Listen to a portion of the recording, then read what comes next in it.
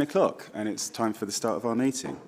So I'd like to welcome members of the committee, officers and the public, and anyone who's watching online. And I'd also particularly like to welcome David McNulty, who is our new Executive Director for Housing. This is David's first meeting of this committee. Thank you. Cool. As I said, this meeting's being webcast. And the most important thing that I need to do today is to let you know about the emergency evacuation procedure. If the alarm sounds again, it won't be a test. So please leave calmly via the lobby, head through the main front door, and then turn right, walk down the ramp towards the assembly point, which is in front of the cathedral. So I'm going to begin with some introductions of members of the committee. So my name's Barry Parsons. I'm a local councillor in Easton, and I am chair of this committee. And I'm going to ask the rest of the committee to introduce themselves, starting with Councillor Eddy. Councillor Richard Eddy, Vice Chairman. Councillor Jerome Thomas. Councillor I'm like here to stub for Councillor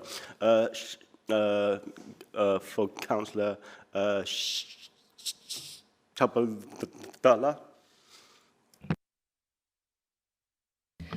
Councillor Lisa Stone. Councillor Caroline Gooch. Councillor Rob Logan. Councillor Zoe Peat. Councillor Kerry Bell, subbing for Paul Goggin. Thank you, everybody. So agenda item 2 is apologies for absence and substitutions. As indicated, Councillor Al-Maghrabi is substituting for Councillor Shabalala, and Councillor Bales is substituting for Councillor Goggin. And I do not believe there are any more apologies. So let's move on then to agenda item 3, which is declarations of interest. I'd like to ask committee members, do you have any interest to declare in relation to any item of business on today's agenda? Seeing shakes of the head. That's great. Agenda item 4 is minutes of the previous meeting.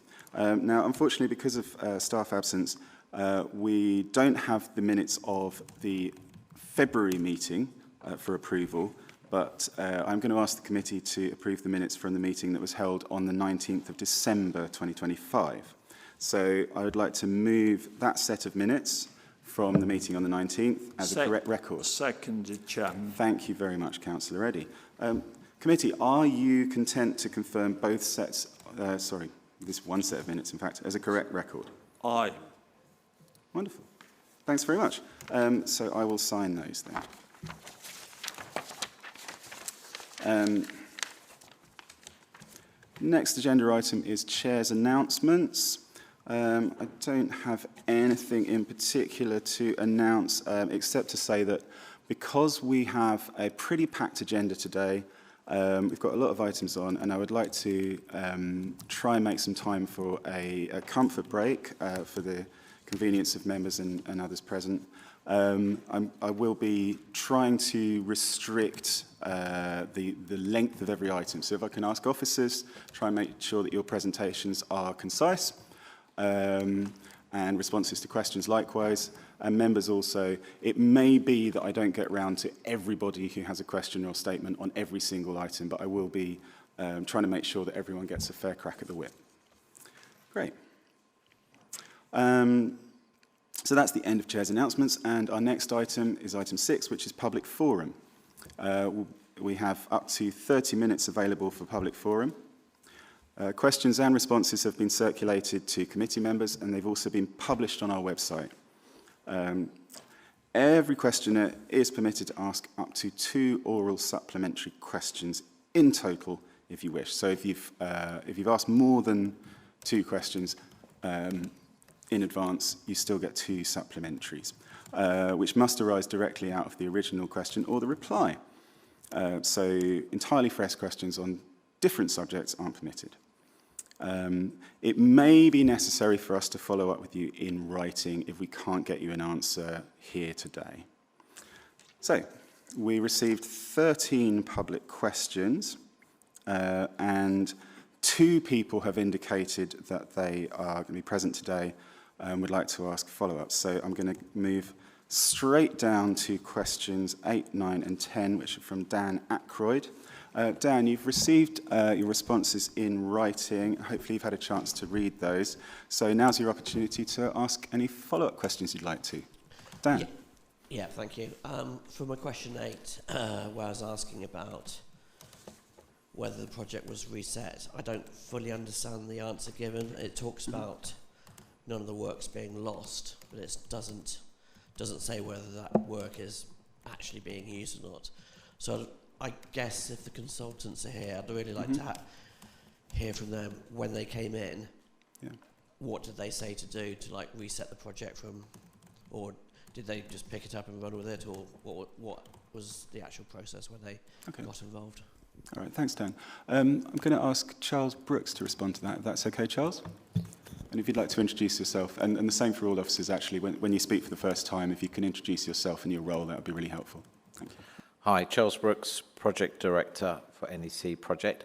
In relation to question 8, you're referring to C365 and the project reset. Is this what you're referring to? So this will make more sense after my statement, but basically I'm looking at the project progress up until June 25, and it's from the risk reports we had a progress update of 25% done in June 25, which is when you guys were brought in. So I was wondering, how did you pick up a project and get it from 25% to done in 9 months? Okay, so when we did the review in June 2025, there were elements of the project which were working well, but there were some elements which were not working well, when I've mentioned before that people were working in a very much a silo mentality. So we basically brought everyone together. We didn't change fundamentally anything to the project. We didn't change the scope. We didn't change the level. We just changed the governance structure, and we had people talking together all the time, and that's how we basically changed it. So we didn't reset anything. We didn't change the back. We didn't change the scope. We still have the same scope that we have today. We didn't lose any work. We didn't have to redo anything. We just changed the way that people communicate. It was very simple from an external point of view that we had lots of different departments within Bristol who did not talk to each other on a regular, structured basis, and that's what I did. Thank you. Thanks, Charles. Dan, do you have a further supplementary question? Yeah, so one of the other answers was about the damp and mould, and the answer says, from 1st of April, we are recording all cases at NEC. So my supplementary question is, when will the legacy data for damp and mould be moved across to the NEC system rather than just the new data? Who would like to respond to that question? When will the legacy data be moved across to the new system?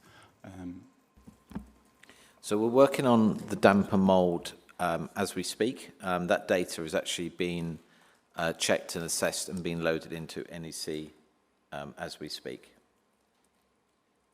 Good. Yeah. Okay. All right. So, as we speak was the response. Okay. Thanks. And so, Dan, you've relinquished the microphone, so I'm guessing that you don't have any further supplementaries. That's great. Thank you very much for your questions. Our next questioner, who's indicated that they would like to speak, is Fadimo Farah. So, Fadimo, take it away.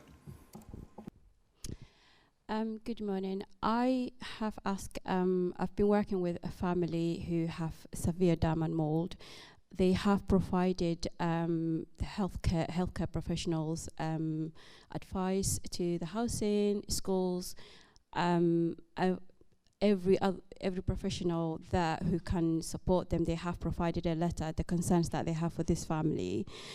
The answer I have got is, I want to know what is actually enough. If the doctors, school teachers, and everyone is saying the concern that they have is the house is not suitable for this family because of the damp and mold. What do you need? Because the AWAB law, the reason it came out was that have been missed out and all the advice have been refused to be accepted. So what is enough? What can this mum provide it to you to provide a temporary accommodation while they fix in their house? Okay, thank you, Fadimo. So I think I think we'll probably have to do two things in response to that question. So one obviously will be about the individual case, and what I'd like to do is to ask officers to catch up with you outside of this meeting, and if you could do that immediately after public forum, that would be really helpful, so that we can make sure that this family gets the support that they need directly. But there's also there's a wider question you've asked about what sort of evidence is required, and what are we doing to fulfill our responsibilities under AWAB's law? And I'd like to get an answer on the sort of the broad principles of that, if that's possible. Who would like to respond on that? Is that you, Sian? Great. Sian, if you'd like to introduce yourself and then respond. Hello, I'm Sian Humphreys, the Interim Director of Property for the HRA. Every case is obviously very different depending on the level of the mould in the property, what's causing the mould and the conditions that the individual family members have. But the general rule of thumb is that if there are medical conditions that are made worse by the presence of damp, mould or condensation, then we would look to move to temporary accommodation. That also covers if we can't do the repairs within a specific time frame, that we would move to temporary accommodation. So we have a decant officer now that would work to support us with that. Thank you very much. And Fatima, you have a second supplementary question if you'd like to. Is a child who actually cannot sleep in their own home at night and sleeping in school during the day, is that evidence enough? So again, I think there's probably two different things that we need to do in response to that. I mean, first of all, obviously, that sounds like a very distressing situation, and really sorry to hear about what's happening with this family and with the child. We'll make sure that we'll catch up with you immediately after public forum. If you're able to stick around for a little bit, then I'll make sure that one of our senior officers speaks to you and make sure that we're dealing with everything that needs to be done. And then, so I guess there's a general point, there's a general question, I guess, about the role that medical evidence of psychological harm has in our processes. And if, Sian, you're able to respond to that, that would be helpful. Yeah, it's difficult without knowing the full case history, but as I said, it very much depends on the reasoning why. If the child's sleeping in a room that's affected and there's no other space for the child to sleep, we would obviously have to look at that. Overcrowding isn't covered under our ABS law, but we could work with colleagues in the housing team to help support if a move is required for the family. All right, thank you.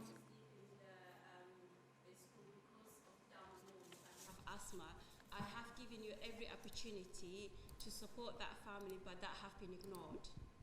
Okay, thank you, Fatima. Yeah, let's pick that up as a matter of urgency straight after this public forum. Thank you. Okay, so that brings us to the end of our public questions.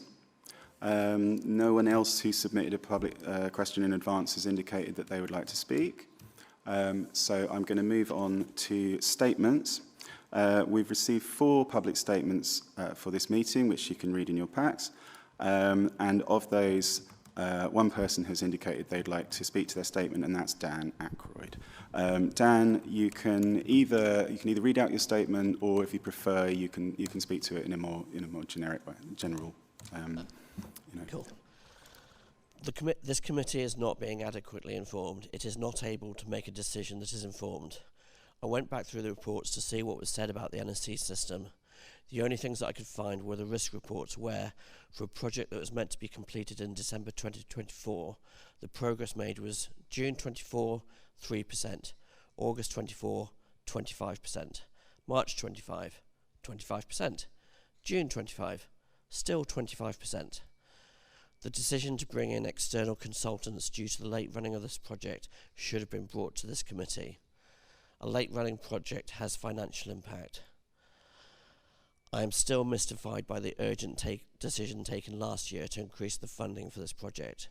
There are no details provided for that urgent decision, and there really isn't enough detail in the IT report today to know what the money is being spent on. As a very small example, there is a brief description of a piece of software called VoiceScape in the compliance report. Why isn't that in the IT report? There are some major components that are no longer going to be delivered, including component accounting and account analytics for rent arrears. What is the plan around those? But I particularly have to call out section 4.3 in the business case. It is just misleading. The procurement of C365 was done in late 2023 because the council was not prepared for the changes in fire safety law. The NEC system was not in place at that time, and so there was a decision to procure the C365 system to hold compliance data to get this council compliant with the law as soon as possible. But this is a decision that never came before councillors.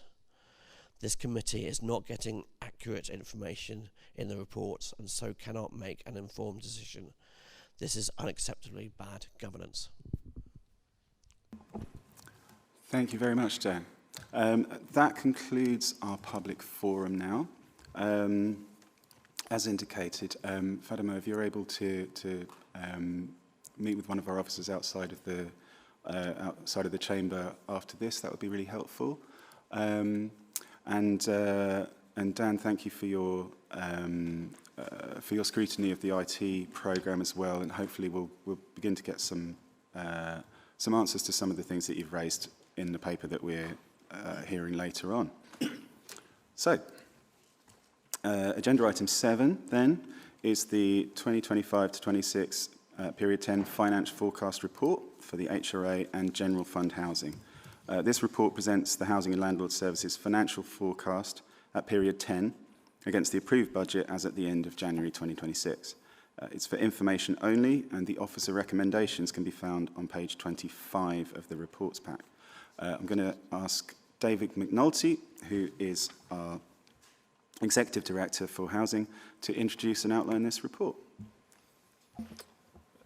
Thank you, Councillor Parsons, and also thank you for your warm welcome earlier. And just before I get into this item, just say very much looking forward to working with the committee in the months and years ahead.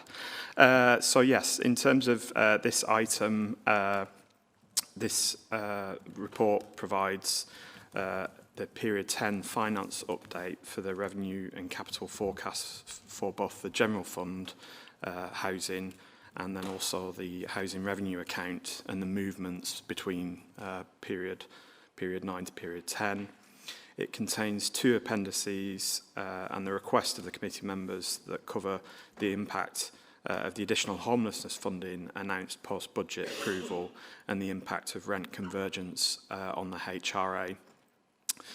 In the absence of the finance business partner today, it's requested that any questions any specific questions relating to these appendices, we can note them down or email Martin and he'll respond when he returns from leave.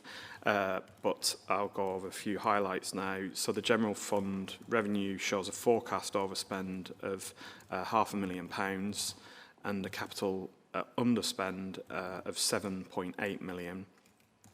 In terms of the housing revenue account, the revenue forecast position is also £500,000 overspend rather than and then a capital underspend of £16.6 million. The reasons for the forecast over and underspends are detailed in the report. The main points I'll cover now. So in terms of the general fund, the revenue position, the £500,000 variance is an increase in overspend of £500,000 against the period 9 position, and that's a result of ongoing reviews of salary recharges within the private and accessible homes areas, and that's led to a £0.4 million increase in revenue spend, as well as a moderate increase of £0.1 million in the housing options area, where there's been a slight increase in demand experienced over the period. In terms of the general fund capital position, the underspend of £7.8 million is an increase of £5.3 million against what was reported at period 9. Of this, £1.5 million is further delays in the delivery of the cultural hub within the Philwood framework project. In terms of the Tackling Homeless Transformation Programme, there's been a relatively large increase in slippage, and that's of £3.5 million, and that relates to the acquisition programme. So those acquisitions will take place, it's just they'll be delayed into the now current financial year. And a saving of £0.9 million was identified at period 10, though since the report was drafted, this may now not occur. Any slippage of or overspends have been reprofiled across the remaining life of these budgets, so there is no overall impact in terms of the total budget allocation. So that's the general fund position, both in terms of revenue and capital. In terms of the housing revenue account, as I said, that's forecasting an overspend of £500,000, which is a slight decrease of around £100,000 against the period 9 forecast. And that movement is a result of a reduction in forecast overspend within the repairs and maintenance relating to surveys and building safety works, and that's £0.4 million, and that's offset by an increase in £0.2 million of bad debt provision, as well as some movements either way, which make up the total increase of the £0.1 million increase that I've mentioned. In terms of the HRA capital, home improvements is showing slippage since period 9 of £1.8 million.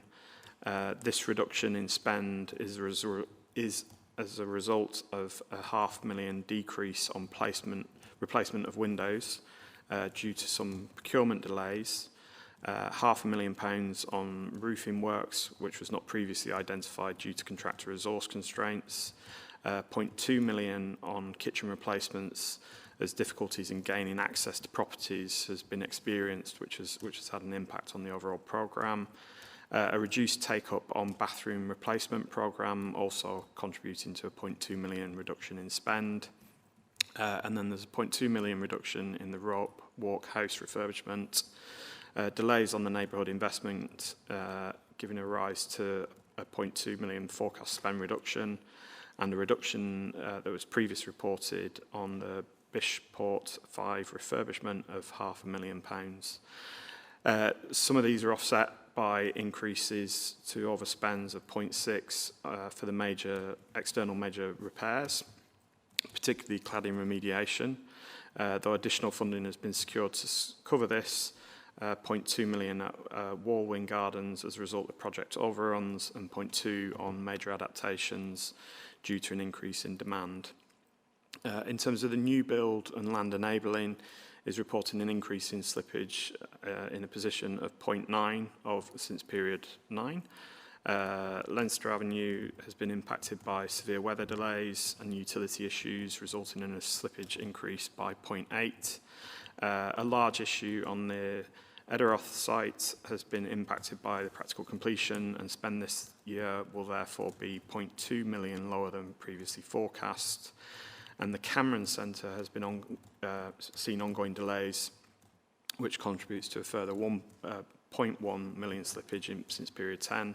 And again, these are offset by some overspends elsewhere, so 0.1 million at Brentry site due to design issues and achieving statutory approvals, and then various other sites totaling also 0.1 overspend increase between period 9 and period 10.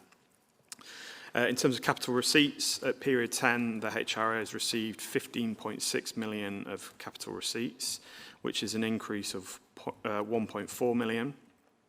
The main driver of this change has been the increase in right to buy disposals, accounting for 13.7 million of the total, and a 1 million increase since period 9, and 0.9 million of receipts relating to shared ownership unit sales, which is an increase in 0.4 million. The disposal of a number of surplus assets continues to progress, but these, as of yet, have not been disposed of at period 10. Covenant compliance, the reduction to overspend between periods 9 and 10 has only had a negligible impact on the interest ratio cover, with 1 million of comfort remaining in that area. So in summary, whilst there's been an increase in the forecast overspend of £500,000, there are no significant concerns affecting the general fund at period 10, and a slight reduction in the HRA deficit position has had a negligible impact on the covenant compliance. Thank you. Thank you very much, David. So, overall, I guess, as we'd expect, probably at period 10, some pretty minimal variances from what's expected. I'm going to open up for questions from members with the caveat, of course, that we don't have specialist finance support here at the moment, so we may have to take some of those questions away. I'm also going to, as I said, try and limit the number of questions that we take on this item so that we can make sure that we get through the whole agenda today. And so it may be that if I don't call you, then please, put your questions in writing and we can get back to you afterwards. I'm going to start with Councillor Bales. Hello. My question was about the rent increase, not the rent increase itself, because I've been advocating for that for a long time. I'm a council tenant. I understand that it gets spent on repairs and maintenance. That isn't the problem. But the problem seems to be with the communication. Some residents got letters saying they were going to get a rent increase and some didn't. And I had a resident contact me yesterday in a panic. She was concerned that the increase wasn't going to be covered. So she spent an hour on the phone to Universal Credit trying to sort that out. So I didn't know where to signpost her, and if that would have been in the letter or a social media post or something or somewhere I could have sent them to, that would have made that a bit easier, because every time there is a rent increase, everybody panics that it's going to come out of our own pockets, when I think it's something like 70% of council tenants get full or partial housing benefits. So it was just, can we improve that? Or it just seems a bit crazy that, we welcome the rent increase, but, that the communication could have been better. Okay, thanks, Kerry. So that's obviously not directly related to the finance report, but I'm going to ask Fiona to respond briefly. And Fiona, if you could introduce yourself and then respond. Thank you. So, hi, it's Fiona Lester, Director of Homes and Landlord Services and responsible for rent. So I think I take on board that comment around communication. It's key. It's still an area that we need to work and do more in. And I think whilst letters were sent out to everyone, as you know, sometimes when you send mail, it doesn't always get where we expect it to get. But I think we can do more. As you quite rightly say, we've got our website, we've got all sorts of things, and we've got the newsletter that we could send that's being sent bi-monthly. And in that, we should have been saying that what's coming around the corner will be your rent increase. So I'll take that on board, and we'll ensure that we do better in the coming months. Thank you. Thank you. We've got the Appendix B for this item, which gives you, going back from 2001 to 2027, what the rent increases are. So that would have been really helpful to maybe send out to people or somewhere other than, because how many residents actually sit and read committee papers? So that information, I could have said, oh, it's here's that piece of information, and it would have made that process much easier. Thank you. I'm going to go to Councillor Gooch next. Thanks. Thank you for the report and your detailed overview. Most of the changes or variances, you say, are small, but the voids have gone up by 40%. I'm just wondering what the reason is for the increase in voids, and is there anything that can be done to bring the void period down? Thank you very much, Carolyn. Who would like to respond on that question? Sean, would you like to respond? So the question was about void performance and increase in voids. I think, like all of our repairing processes, we are having more voids come through. We are seeing an increase in the amount of clearances we're needing to do of both void properties and gardens, which is taking longer for the voids to be cleared. So we're looking at what we can do to minimise that, trying to work more closely with residents that are leaving to help them make sure that they can clear properties. Again, one of the things that we will now be doing is working with the managers to make sure that productivity and planning for completing voids is a lot quicker than it has been, and we're able to do that more with the NEC system. Great, thank you. I'm going to go to Councillor Eddy next. Like you, Chairman, I've seen this report twice before and asked questions, so I'll be very focused. In broad terms, I think it's a satisfactory situation, and the explanations provided by Martin and David are correct, in my view. My particular question over the HRA, and I'm happy to have a detailed report from Martin in due course, but officers may want to respond in general terms, is the 2.2 million overspending repairs and maintenance, to what extent, if any, is affected by the delay in data from the NEC system? Who would like to respond? David? Well, I think the answer is a no in terms of the impact on NEC and that kind of position with regards to kind of repairs spend. But obviously we would be wanting to kind of look at that anyway in of itself to make sure that for the current year that we're now in, that we are kind of much more in line with the budget that's set. So, but I don't think there is a direct read across between the delay in NEC implementation and that position. Okay, thank you. I've got Councillor Stone next. Thank you, Chair. Yes, well, I'm in the guise of Councillor Shabanala, so I'm going to bring up slippage. Yeah, right, which is what he would usually do. Basically, I'm a bit concerned about all the slippages going on, especially in the repairs. I mean, windows, doors, roofs, they all end up being complaints. You know, if we don't get them done. And every time we have like £2 million tucked in our bank account, it doesn't go back into our economy at all. I mean, if we don't actually get the basics right, then we're not actually benefiting the whole of our city and all the rest that goes with it. So really what I want to see, I don't want to see these slippages. I want to see in the next report that this slippages is tackled. We have some kind of strategy in how we're going to tackle it. We have contractors out there doing the work, and we actually improve our homes and our housing, and we go forward also boosting our economy. Thanks very much, Lisa. I mean, I think we all agree with that sentiment, and I mean, I would say, of course, that we have made some pretty good strides, I think, in improving our performance in in repairs and dealing with backlogs, and in our replacement programs as well. But obviously, there's always work to do, isn't there? Yeah, I mean, obviously we want to kind of minimise down the amount of slippage to as close to zero as possible and be a programme. And I think it's important to reflect on, actually, there has been some really good progress in this area. And as Councillor Eddy said as well, across such a large budget, actually the amounts of money that we're talking about here in terms of slippage, overspend and underspends is kind of relatively small.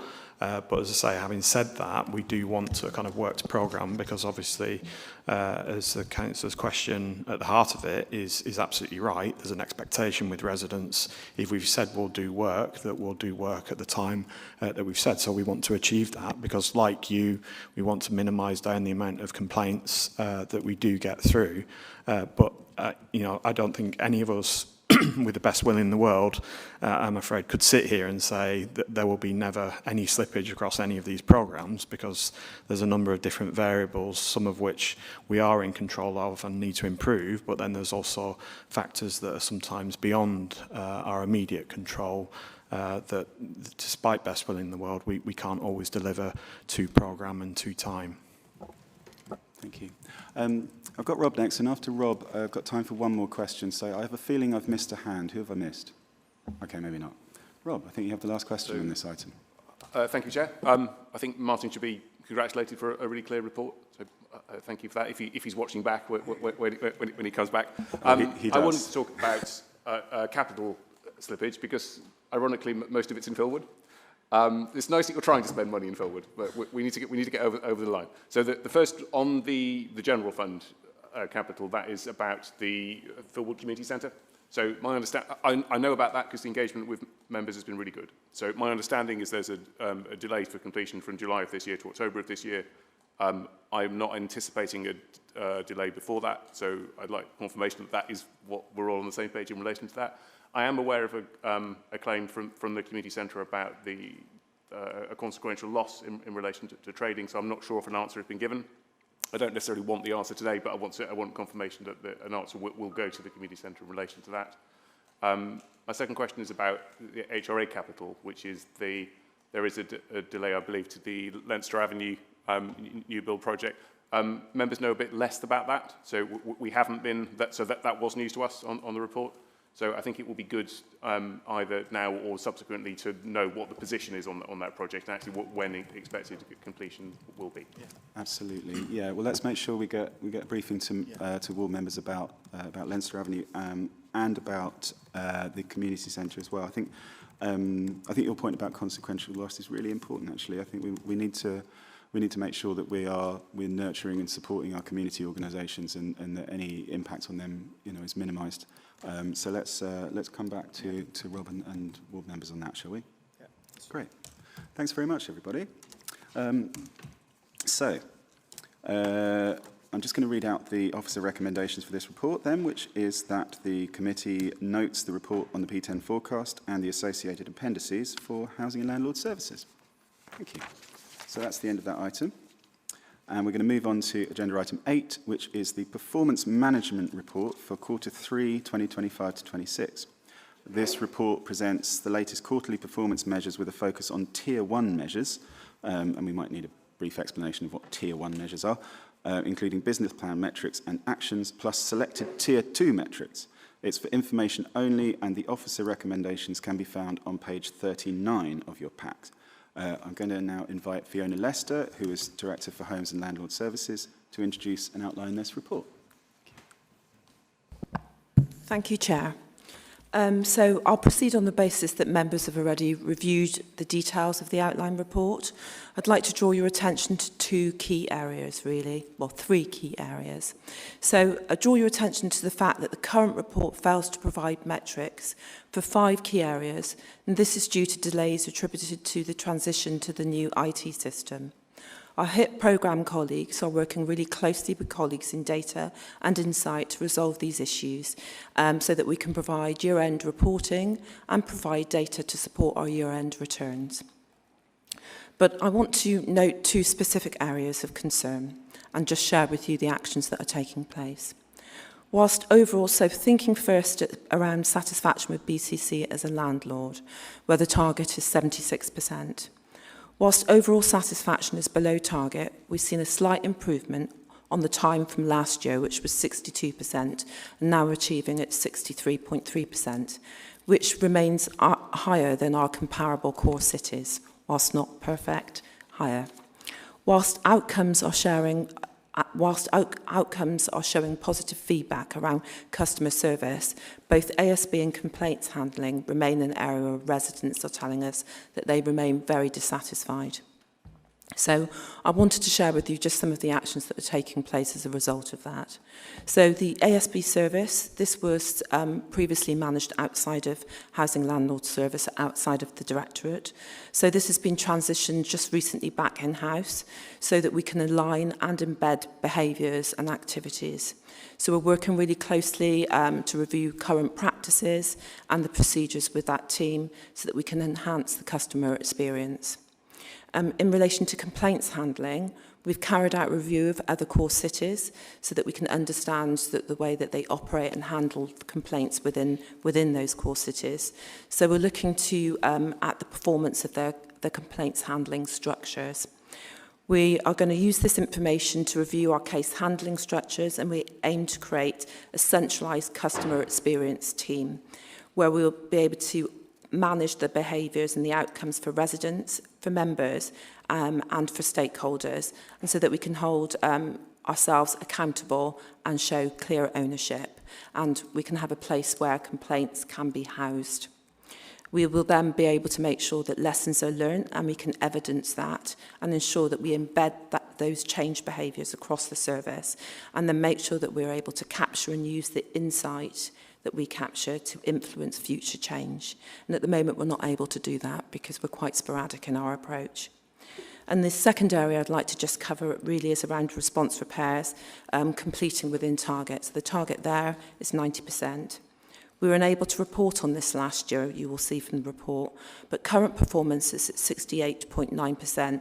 And whilst under target, we are starting to really realise the benefits associated with a new IT system, because this is how we're able to report on this. So with NEC, we're now able to have all of the operatives using our new PDAs. They're operating fully within the NEC system, and that's enabling us to provide far greater data, greater insight, and allows us to better monitor performance and understand trends. I'd like to open up for discussion. Thank you very much, Fiona. And you know, I think you know, as is right, I think in these performance reports, we always focus on the areas where we need to improve. But I think it's important to note that this report contains some real successes to celebrate around the delivery of affordable homes across Bristol, which is which is on track to be the highest in a generation this year, which is extraordinary. On reduction in our numbers of people rough sleeping, and around our continued improvements to consumer standards in our council homes, and the fact that we've retrofitted over 350 properties to decarbonise them as part of our long-term HIIT decarbonisation strategy. So there's a lot to celebrate as well, and of course members are going to want to focus on the areas where we need to improve. I'm going to open up to questions now. I'm going to start with Councillor Peat. Thank you. So I want to discuss the decent home standards. A recent issue has kind of become known to me around our council properties, specifically around carpets. I recently had a young mother reach out to me through a charity where she essentially said that she had a toddler. She moved into a council house and she's had to kind of blockade off rooms because the carpets are being removed and there are just nails and things poking up through the ground. And the council has essentially told her that she has to pay for the cost of a new carpet because the carpet was removed before she was moved in. And now she's relying on a food bank. And from what I understand, it's something like around 30% of properties that are to have tenants move in through the council system end up keeping their carpets or something like that, where huge swathes of houses are having their carpets removed due to very minor, damage or dirt, things that could be, easily cleaned with a carpet cleaner. And instead we appear to just be removing the carpets each time, and I understand that there are issues around health and safety and cleanliness that we want to make sure that we're doing our part as a corporate landlord, but equally I'm really, really concerned that these properties are not fit for human habitation if they don't have flooring, and especially if the floors are having things like nails poking out at them. Yeah. Thank you, Councillor Peat. I think this is a really interesting topic of discussion because, of course, one of the things that we had been widely expected during the government's consultation on the new Decent Home Standards, what's called Decent Homes 2, is that we were expecting that the government would be introducing a requirement for floor coverings to be provided as part of the Decent Home Standard for all lettings. They haven't done that. They've chosen not to do that. And so there is going to be no requirement under the new Decent Home Standard when it comes in for floor coverings to be provided. I think that leaves us with some interesting questions about what we choose to do locally. You know, we have to decide for ourselves what our own letting standards are going to be, and whether we are going to exceed the requirements that the government imposes. You know, it's my feeling that a lot of housing providers will choose not to do that because they don't have to, and it's not mandated by government. But that said, we have been doing an awful lot of work on floor coverings within our own service, and I think I'd really like to ask our officers to talk a little bit about the work that we've already done and what we're looking to do going forwards. Who would like to speak to that? Sian. Thank you. Yes, I've just checked with colleagues. We previously had a policy where we would remove all carpets. We've now got an initiative where, unless there is like a health and safety issue or they're in such a poor state they're dangerous, we are looking to try and leave carpet and flooring for people now because we recognise that it's a significant cost for people. It obviously in flats causes noise transference into flats below, so the benefit of doing that. We're always looking to see what we can do with our void properties and our void standard. Obviously there's a balance between getting them turned around as quickly as possible, but the situation is now where wherever possible we are trying to keep those floor coverings in place for people. I don't suppose it'd be possible to potentially create targets so that we can try and keep more and more, we can track the amount of carpets that we're keeping. Sorry. Fiona. Yeah, thank you, Chair. So it's just to say, we are currently working with Councillor Stone, and there is a project on this, and I believe there are, I've not attended them, but colleagues are working very closely. I believe there are targets, because we do recognise we can do more. It is a challenge. What I would say is your specific individual that you spoke to, if there are issues and there are nails and things in the floors, obviously we shouldn't be letting a property that feels unsafe, so we should be removing nails that are sticking up from the floor. So do, if you would like to give us the details, we can make sure that we visit that resident and check the home to make sure that at least the floor is suitable for carpeting, because of course nails on the floor would still not make it suitable for carpeting. Yeah, absolutely. I think that's very important, and you know, and I think that goes. You know, we all have inquiries from residents. We have casework. We have people who are, you know, experiencing all sorts of difficulties in our homes. Please do make sure that you get in touch with officers directly, as well as raising those in committee. I think that's really important. I'm going to go to Councillor Stone next. Yeah, I'd just like to on this subject. Mark Kemp and I have been working really hard over the last 2 years to bring this. So I have invited Councillor Peat on 2 occasions, emailing her to participate in those conversations that we're having with the Citizens Advice Bureau and with the North West Food Bank, of which both times she has not replied. So, and I'd like to go on to say that there are targets being implemented. We've changed the tenancy book, where people can now donate white goods and carpets and soft furnishings if they wish to. So it's a complete donation. And Mark Kemp and I are, and we hopefully will be inviting you as well, Zoe, we're going to be hopefully organising a housing summit, which we're discussing, okay, to bring all the homes or the housing associations together to specifically look at this issue, which is all about furniture poverty. So please join in. Zoe, Pete, that would be great if you could join us. Thanks. Thank you very much. Councillor Eddy next. I didn't originally choose to actually or intend to speak on this item, but even Conservatives can change their mind, of course. Fiona spoke with passion, I thought, about ways we were actually seeking to improve tenant satisfaction measures. And I'm convinced, I know she's personally committed to this. I also believe the other senior officers on the front bench, Claire behind them, are equally committed to this. I'm aware at the regular Ombudsman reports we receive, we often check have procedures been changed in order to prevent this from ever happening again. Invariably already has, which is welcome.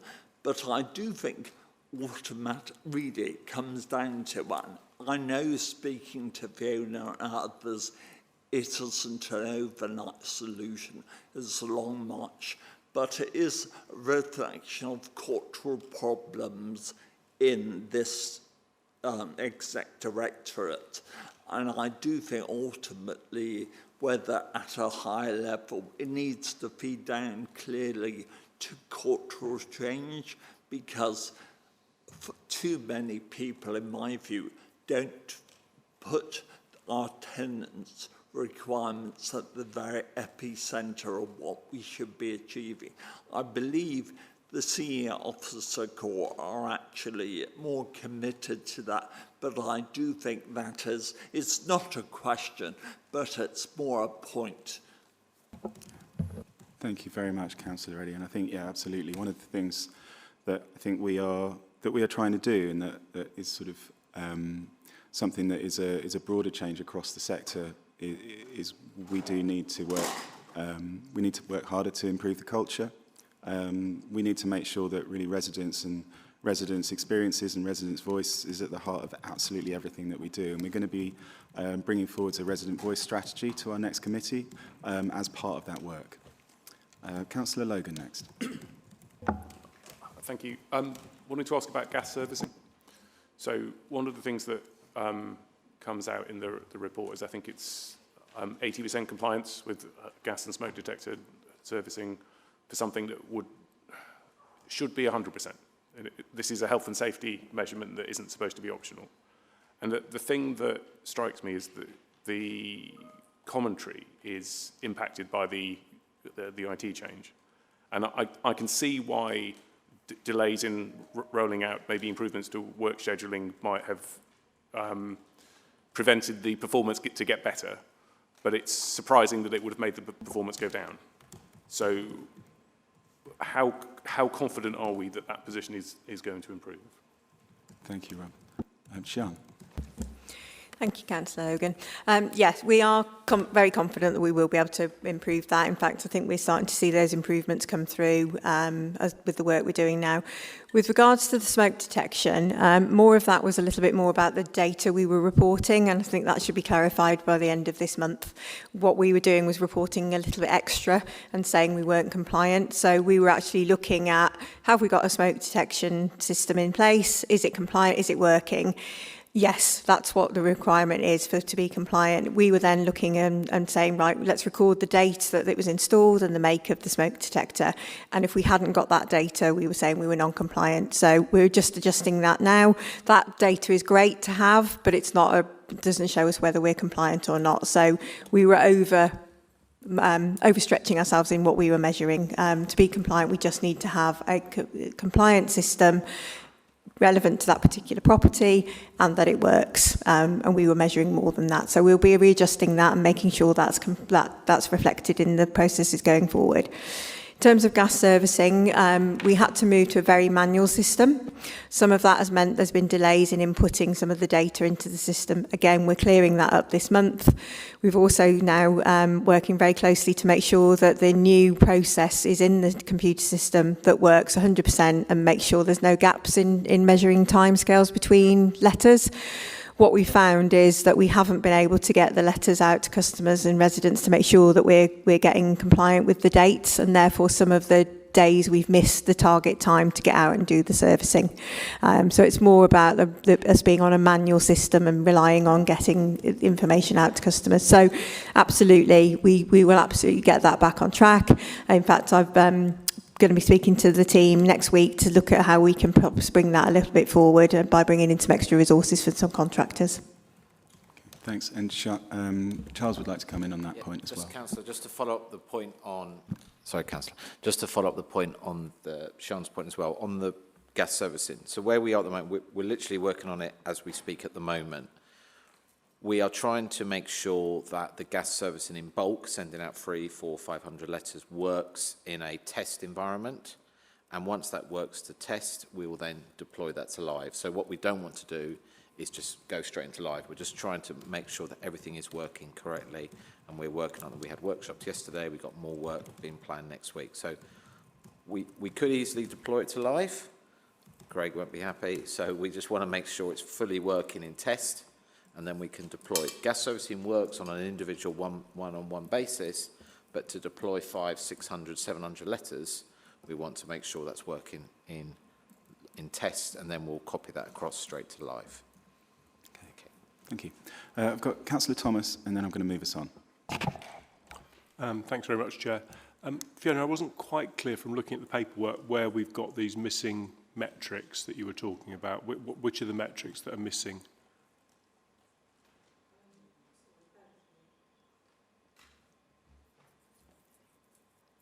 Sorry, Councillor. I think that they are Tier 2 metrics, so there's some of the Tier 2 metrics, which is why they wouldn't have been shown easily for you to see, but they are key metrics that that you would expect us to have in place to manage business. I'm unsure of the exact 5 at this stage, but I can check, get that information shared with you. But the reason that they're not there and why I didn't call them is because they're Tier 2 metrics. Right, okay, thank you. Let's get that information to you.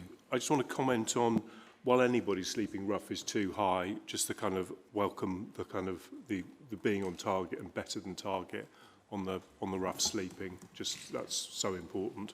Yeah. And I'm still not quite clear. You know, we are the Homes and Housing Delivery Committee.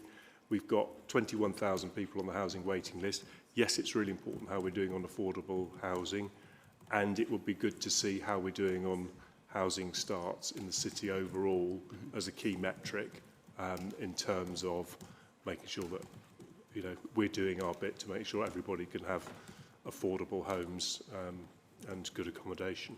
Yeah, absolutely. And that, you know, that is information that's available in the dashboard, isn't it? So I think we can get that to you as well and to the rest of the committee. Yeah. Great. Thanks very much, everybody. I'm going to move us on then. Next, I'm going to read out the officer recommendation, which is that the committee notes the performance progress report. Thank you very much. So, our next item is item 9, and that's the Housing and Consumer Standards Programme and Compliance Update. This report considers whether milestone 2 in our Housing and Consumer Standards Programme has been achieved. And it summarises any outstanding or follow-on work required. It's for information only, and the officer recommendations can be found on page 55 of the reports pack. Now, substituting for Richard James, who usually leads on this item, I'm going to invite Sian Humphreys to introduce and outline this report. Thank you, Chair. So the milestone 2 is assessed as partially complete, and good progress has been made in addressing the high-risk actions and the significant failures identified by the Regulator of Social Housing. However, there are a small number of tasks that remain incomplete, and there are some weaknesses in evidencing and reporting of backlog works, which limits the overall level of assurance.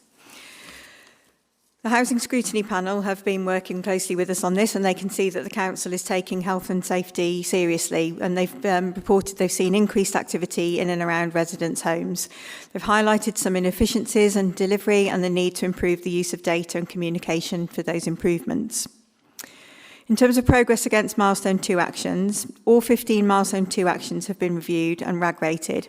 We have 4 that are red, that are limited assurance, 5 amber, partial assurance, and 6 that are green with substantial assurance.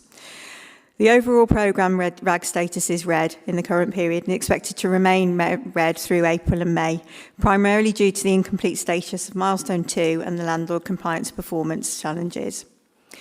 Key assurance activity that's underway includes a reassessment of milestone 2 data and evidence by services, and that's due to have been completed by the end of March, and we'll be reviewing that in April. Savills have are completing a consumer standards review for us, and that's been completed through March and April. We have a Savills Lessons Learned, a 12 months on session, including a review of the root cause analysis, again to be taking place this month.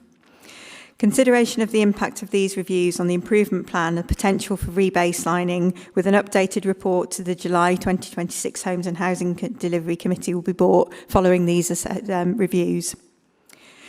For landlord compliance, we have shown some good progress in following areas: gas servicing to communal areas, Legionella risk assessments, and the electrical inspection programme and remedial work, which has moved to 71.3% following some extra resources being pushed to reach a new target for this. Areas that need improvement, we've already talked about the gas servicing to dwellings, although we did see an improvement in January. Smoke detection compliance, responsive repairs, and the decent homes performance. Substantial progress has been made against milestone 2, particularly in relation to the high-risk safety issues, governance and resident engagement. However, we acknowledge there is further work to be strengthened data quality, evidencing and assurance before milestone 2 can be confirmed as complete and a sustained compliance demonstrated. Thank you. Thank you very much, Sean. I'm going to ask David to come in briefly on this as well. Yeah, sorry, thank you.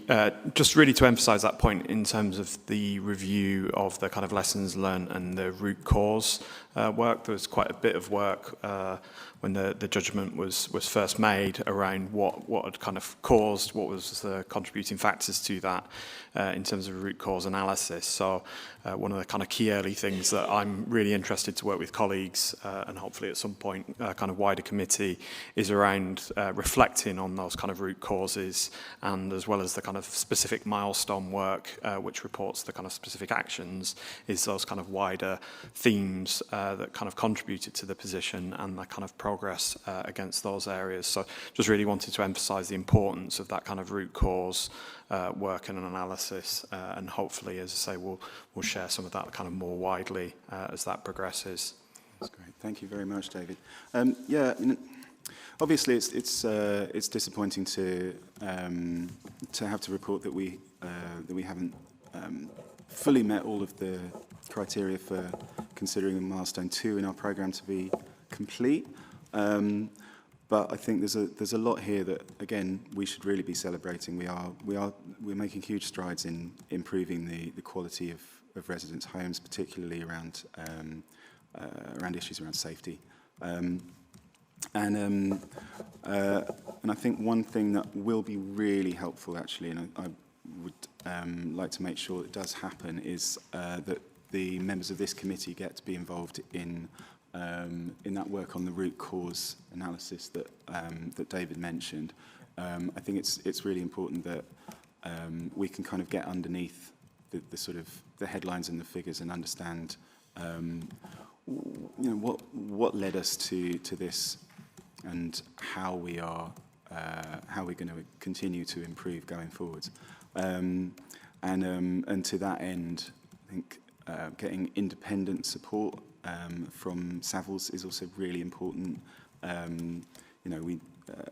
lot of what we are talking about here, and a lot of the challenges that we're seeing are around our assurance, our data challenges around evidencing the progress that we're making, and getting an external set of eyes on that is really important to make sure that we're on the right track still. So I'm going to open up to questions and comments, and I'm going to start with Councillor Thomas. First question is about fire door remediations. Are these generally kind of front doors or communal doors in tower blocks, and what do we think the extent of the fire door challenge is? That's my first question. Thanks. Craig. Hello everyone, Craig Cook, Head of Capital Works and Special Projects. So fire doors falls in my remit. We understand the challenge. We've got good data assets, understanding of where they are. So it's both, to your question, it's both entrance doors and communal doors. And we're testing on the highest priority and the high rise and medium rise. And those programs exist. There's 2 different data sources at the moment where we're using an app to record all the information on the fire door and the remediation requirement. And that's being transferred over into C365. So we've got one single version of the truth as we speak. Okay. Thank you. The other things I'd quite like to know, while I hear the assurances about the value that Savills is adding, I also hear about their involvement in the early stages of the NEC. I'd like to know how much we're spending on Savills. I mean, it seems that the internal team is perfectly capable of telling us what we're hearing in this report. Savills just seems to be repeating what the internal team's telling us. So if we could have the costs of Savills shared, on the NEC project and on this, that'd be much appreciated. Yeah, I think we can share that with the committee, can't we? Yeah, we certainly can provide that information to the committee in terms of the cost of Savills. I guess in terms of the kind of wider point of their role, I think it's very common for landlords who are in this kind of position to have that external validation, which is separate from what we are just saying. And yes, I kind of take the point that there's a mirroring of the two kind of views on the council and then Savills, but in some ways that's, you know, that gives me confidence that we are saying the same things, because there is that external validation and scrutiny as to what we're doing. And I think there's also probably an expectation there as well, or an encouragement of that external validation in terms of the regulator and what they would also like to see in terms of their kind of triangulation of information, given the kind of position that we're in. So, you know, it really is a valuable kind of contribution that they play, and I think that they will probably, or that type of external scrutiny and validation will probably be with us until we kind of get through the remainder of the programme. Councillor. Thank you, and hopefully when we see the numbers we can get the reassurance that it's value for money. Yeah. Great, thanks.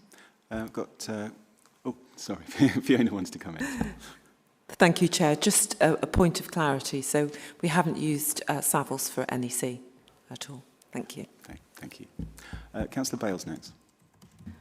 I wanted to ask about smoke alarm installation compliance and carbon monoxide alarm installation compliance, because the table in the report says carbon monoxide alarm installation, that's not really fallen by very much, but the smoke alarm installation compliance has fallen by quite a lot, and you know, these save people's lives. I'm a council tenant myself, so I kind of understand why that's so important. So could we have some information about why is it in IT, is it staffing, is it access to people's homes? Why is that fallen by such a huge amount? Yeah, as I just mentioned previously, it's the way we've been reporting it. So to be compliant, we were asked to say there is a compliant smoke detection in that property. So whatever type of property it is, for example, a house will need two, one on each floor, flat would only need one. We've been measuring our compliance with some additional data where we've been taking the date of the installation. And if we haven't got that, we've said we're not compliant. We are compliant. What we're doing now is just clarifying that data, so it will go back up to the level it should be. Every smoke detector is checked on a gas safety check and an electrical testing check. So we have, you know, in the last 12 months, we would have been in every property that's got a gas supply and tested to check they have the adequate smoke detection. Thank you. Councillor Gooch. Hi, so I just wanted to ask about the damp and mould. So in the Savills report, it says that the evidence hasn't been provided to demonstrate that the backlog has been dealt with. There's no documentary evidence provided to substantiate the backlog clearance, completion of works and closure of cases.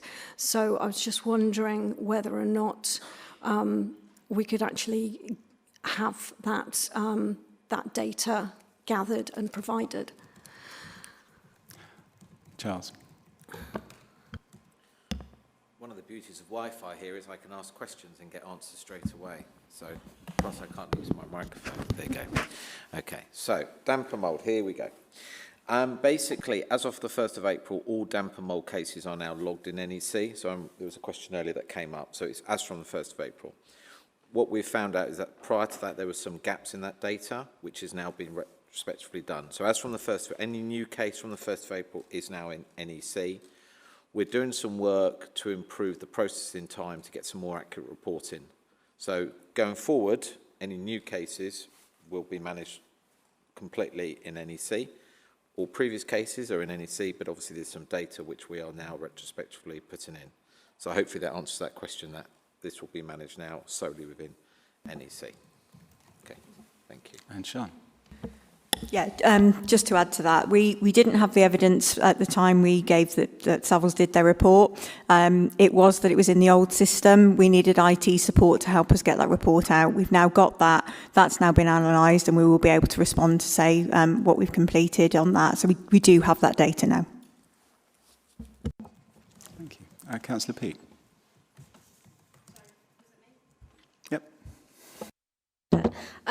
Just a very quick question on clarification. It might be a silly question, but with the stock condition, it says that 72.29% meets the decent home standards. Is that's how much has been completed in terms of work, or is that the amount of homes that we have that meet that standard? The second bit, the number of homes that we have that meet the standard. So we have, just to clarify, nearly over a quarter of homes don't meet that standard.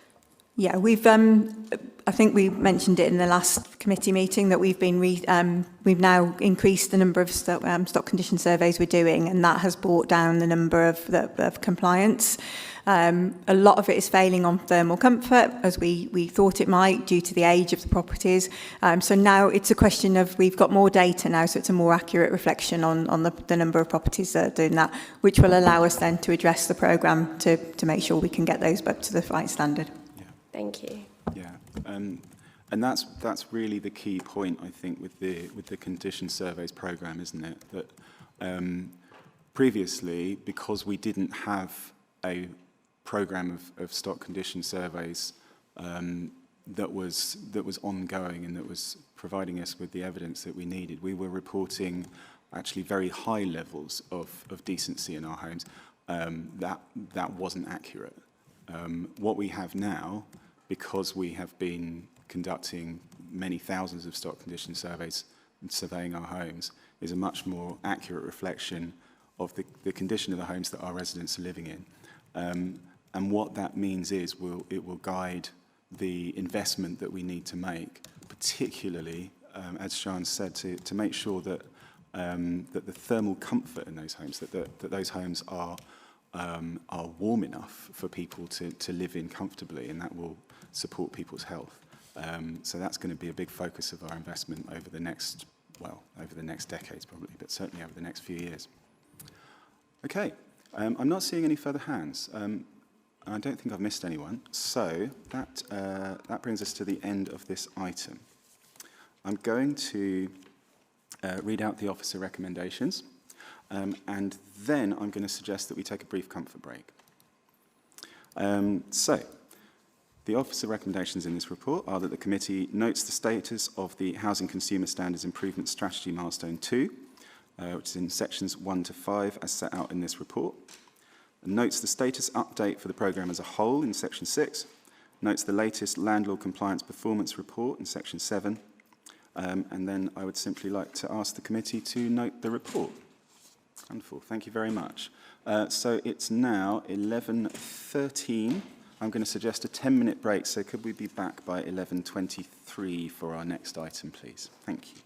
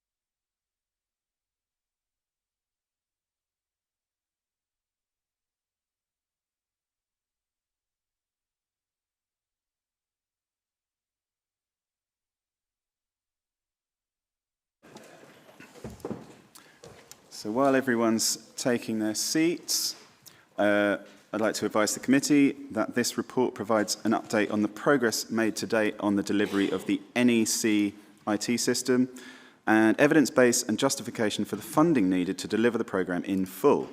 It also provides an overview of the revised delivery approach that incorporates lessons learned and builds on our strength following October go-live of the system. The programme is seeking endorsement of the re-baseline business case and approval to draw down up to £1.992 million from the Housing Revenue Account during 2026-7 to complete the delivery of the Housing IT programme by March of 2027. This report is a key decision because it involves a spend of over £500,000 and impacts more than 2 wards. The officer recommendations can be found on page 107 of the report's pack. I am now going to invite Fiona Lester, Director for Homes and Landlord Services, to introduce and outline the report. Thank you, Chair.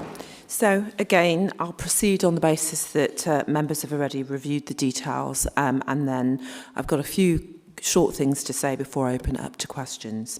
So I think it's important just to think again about the background of this paper. So in February 2023, Cabinet approval was granted for an expenditure of £7.5 million to support the Housing Transformation Programme.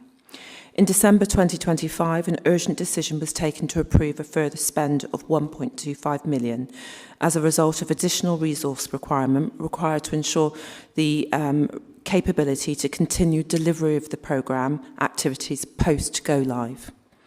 The programme funding history. The Housing Transformation Programme has been supported by a significant financial investment. So, as you know, in February 2023, Cabinet granted approval for a budget allocation of £7.5 million, which was intended to underpin the successful delivery of the programme. This funding was vital because it was to ensure that we were able to sustain various activities associated with transforming the way we deliver housing services. Subsequently, in December, as you know, an urgent decision was made to authorise additional expenditure for £1.25 million. The increase in funding was necessitated by the need for further resource to ensure that the organisation could maintain the capability and to continue the programme's activities following go-live. And so that would move us into phase 2. This allocation was crucial in addressing emerging requirements and sustaining momentum in the post-implementation period. And I know that there's been a lot of questions around that allocation. It's important to note that our IT implementation took place in October 2025 with an implementation of some 37 modules which all went live simultaneously. So that's a significant achievement for anyone, I would say. I think I just want to draw your attention to the programme's current focus moving forward. So the current focus will be on resolving issues that cause concerns for residents and members and the public and that hinder colleagues' ability to deliver services. And that has been our focus to date and will continue throughout the programme. Implementing activities captured within the lessons learned exercise post-go live. So there's been a lot of work done around lessons learned so that we can learn the lessons from pre-go live and make sure that we implement them as we move forward. Update the programme architecture and the scope. So we've looked forward at the current scope that's left to deliver to ensure that it's fit for purpose, not just now, but into the future. We want to implement the upgrade of version 25.2, and the aim is to have that completed by the end of April 26. We need to migrate the Housing Support Register into NEC. The aim is to have that completed by the end of May 2026. We need to manage the implementation and the decommissioning of C365, but that will allow us to transition all compliance activities into NEC, and the aim is to have that completed by February 2027. And then the last piece of work really will be around finalising the business case structure that allows us to see ourselves into a BAU structure so that we can support the ongoing movement of NEC as a BAU system used by Bristol City Council. I'll open the floor up to questions. Thank you very much, Fiona. And just for the clarity of members and anyone watching, BAU stands for business as usual. Sorry. Okay, so as I mentioned, this is a key decision, so we will be moving to a vote later on. But for now, I'd like to open up to questions and comments. I'm going to start with Councillor Stone. Yeah, okay, all right. So there's been a lot of funding for the NEC system, and this £1.992 million, I think this is what we're looking to draw down, yeah. Okay, so my first and opening question is, if we didn't provide you with the £1.992 million, what would happen? Charles. Thank you. Can I first of all come in? Just one quick point. Fiona mentioned May for housing support register. You got yes. Paul and I had a small minor attack. It's September 26, so it's not May. So just to confirm that. Okay. So in relation to answer your question, in relation to this extra funding, if we go back a stage, the original, as I mentioned earlier, the original business case in relation to the funding was too low for a project of this size. So where we're actually getting to is the funding that I would have expected for a project of this size.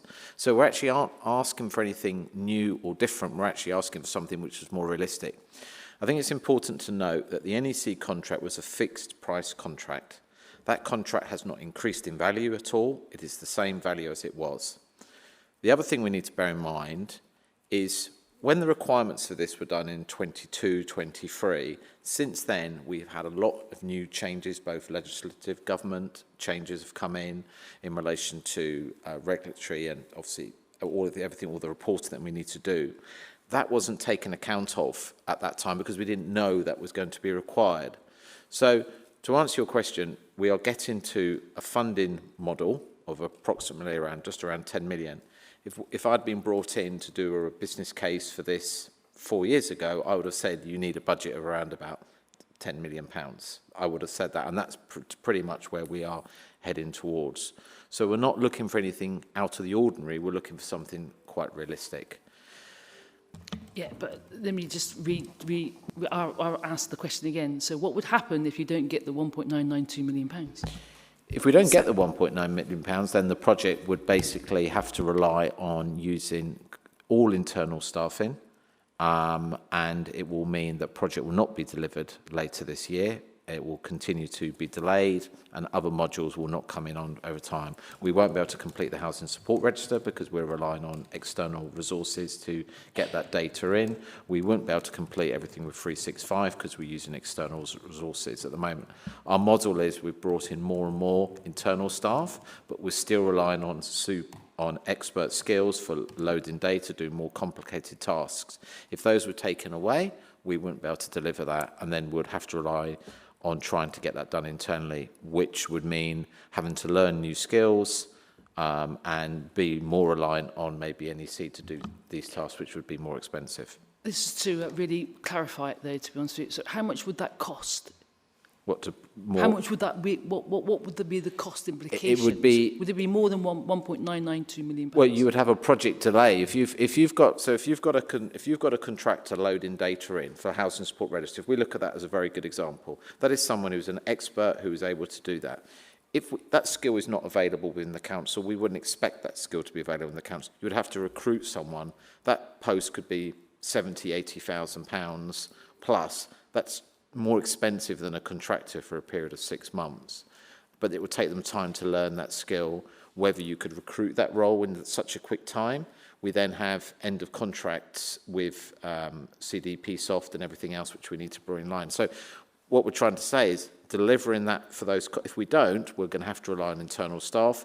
That means everything will get done a lot longer and will take a lot later. It would mean that we'd have to renew contracts with C365, with CDP Soft, which would then cost the council more money. So in a longer term, if you actually looked at it, you would have to renew these contracts because we want to come off 365, we want to come off CDP Soft. Just to give you a very quick cost, if we had to continue with those and we weren't able to use the contractors, you're talking £250,000 just on extending those two. So 365 is around about 75,000 for another year. CDP Soft will be about 150,000. So I'm just trying to explain that what we'll do is trying to come off these systems. Okay, thanks. I think Fiona would like to come in, and can I just remind members as well that if you have a supplementary or a second question, please could you go through the chair so that we can have orderly meeting management. Thank you. Fiona. Thank you, Chair. I just wanted to sort of clarify a point, just to answer as succinctly as possible. In terms of not proceeding, I think it's important to say we don't have the skills in-house to do this effectively. I think it's also important just to state that the upgrade, there are things that are captured within the upgrade that will enable us to resolve some of the issues that we're facing that affect residents and citizens at the moment. And when we think about that housing register and the issues that we had with people being very concerned around having to have 2 email accounts, these things will be resolved through the upgrade. And there are a number of other things across property and other fields that are captured and resolved through the upgrade, which is why NEC do like to have their customers no further than 2 upgrades behind, so that they work on things ahead and the upgrades are there to make sure that they design out issues. Thank you. Councillor Logan. So 2 questions on housing support register and 1 on rent arrears. So it's one of the striking things in this update is the reduction in households on the housing register. It says that's gone down from 22,000 to 18,000, and that's reported like a good thing. Now, one man's data cleanse is another person's removal of households from the availability to seek affordable housing. So what's not evident from the report is what position those households are in, because there are lots of reasons why people might not bid. And removing them from the register means they're not able to apply for other support housing, affordable accommodation that they would otherwise be able to do. So I wanted to know that how confident are we that the households that we have removed from the housing register should have been removed from the housing register? Paul, would you like to come in on that? Yeah, of course, yeah. So Could you introduce yourself first as well, please? Apologies, yeah. So Paul Sylvester, Head of Housing Options.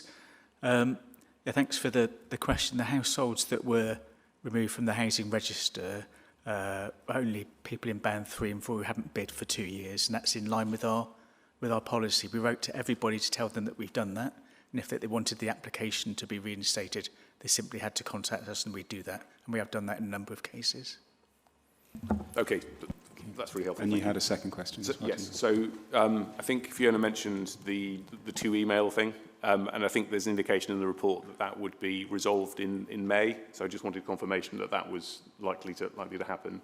And my last question, I think, is to Fiona. There's a section in the report about out of scope, so where there are certain modules or functionalities that we're not taking. I don't know, maybe from a cost containment point of view. And one of those is around analytics of rent arrears. So I wanted to ask what the impact of not having that functionality is. Thank you. Fiona. So thank you, Chair. I'll take rent arrears. So the analytics in the system in NEC for rent arrears, we've decided not to take that. Instead, we will be using using VoiceScape. And VoiceScape gives us 2 things. We're using it, and I think you can see it in a report that's within property. So we're using it as an auto dialer. So it's a system that's really great. We're auto dialing customers and residents. So it's used for rent arrears, and we can use it for other things.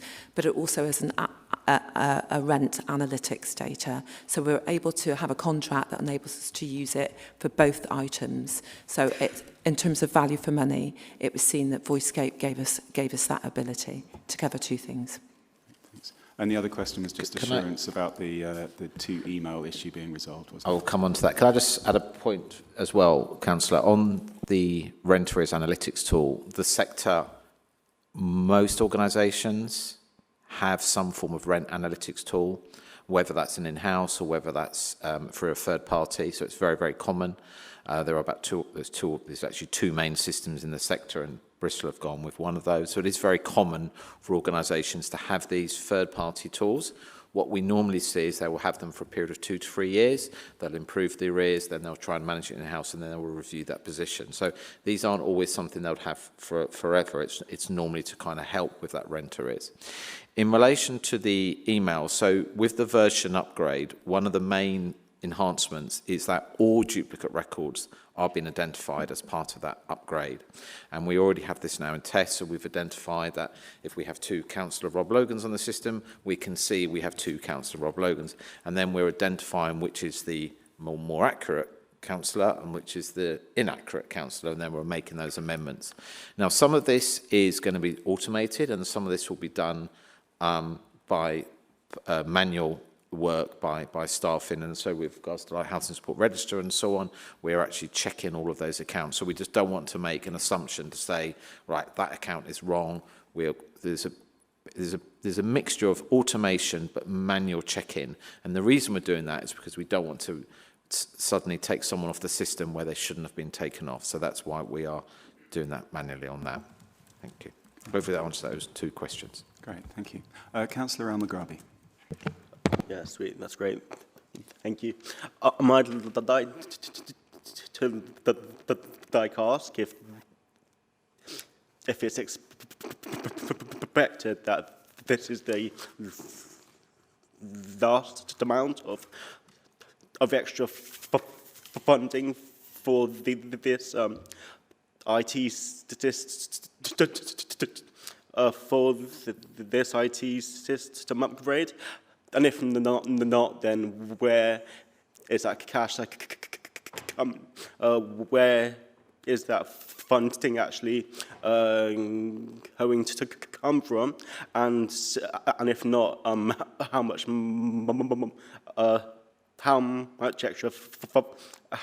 extra funding is expected to be spent? That's great, thank you.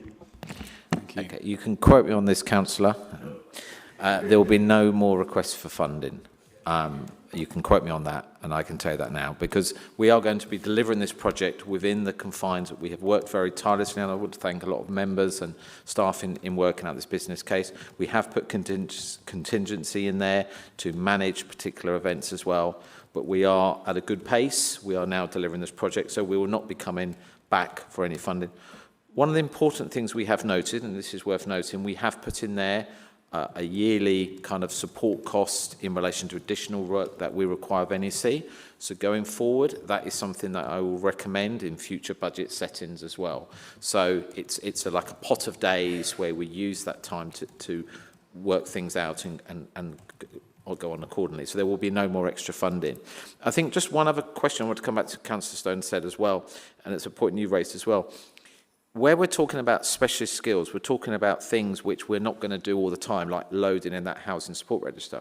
One of the things we have done, which was a great success, we actually loaded all of the rent increases first time of asking about any problem. That's an in-house skill that will be done every year. So we're concentrating on skills which need to be repeated year after year. We're not focusing on skills which are one-offs, like loading complex data. So hopefully that answers your question. But no, you can quote me on that. You won't see me if there's any more money, so I can quote me on that. Great. Thanks. Councillor Bales. Excellent. Thank you.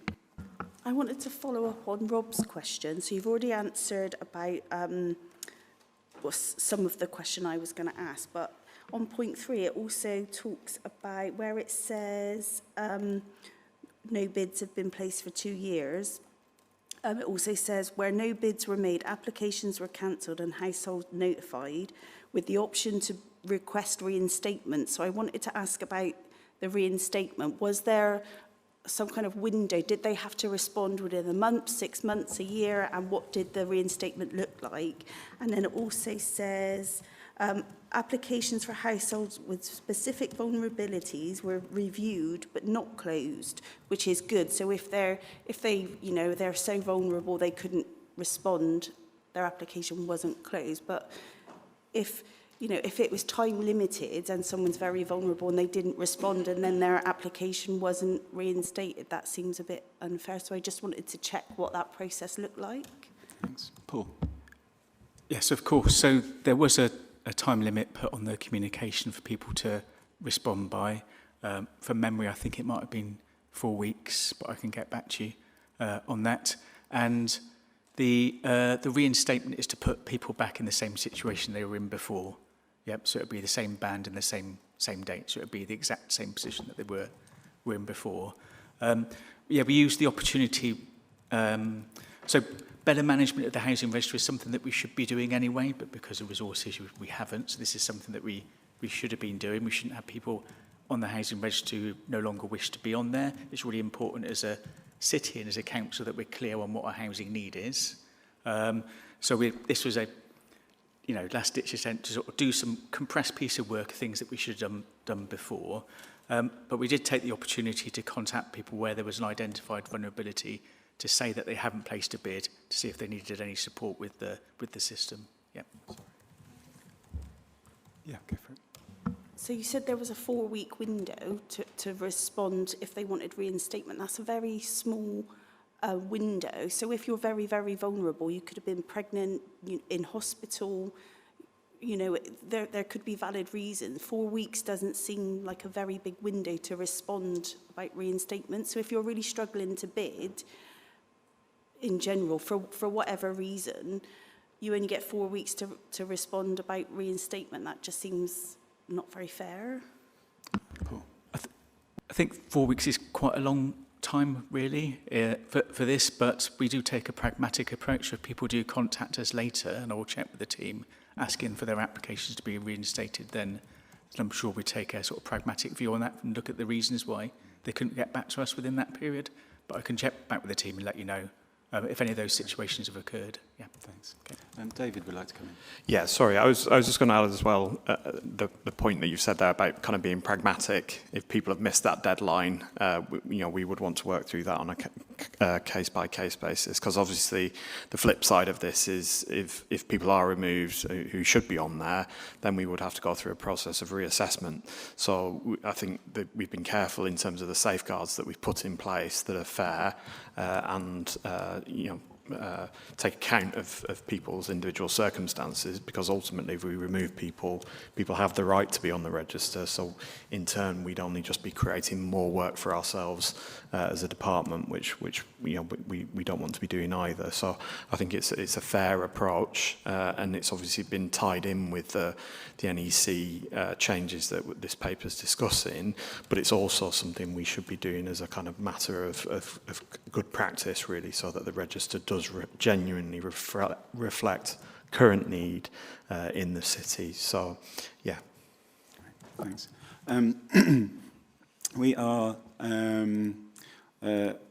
We're taking quite a lot of time over this item, so I'd just like to remind members and officers if you could keep your questions and responses concise, please. I'm going to go to Councillor Eddy next. Yes. Yeah. Gosh, Charles, you could knock me down with a feather. In 34 years on this council, I don't think I've ever heard a senior officer say so categorically they'd not come back for some more money. So I'll write this down in my diary this evening.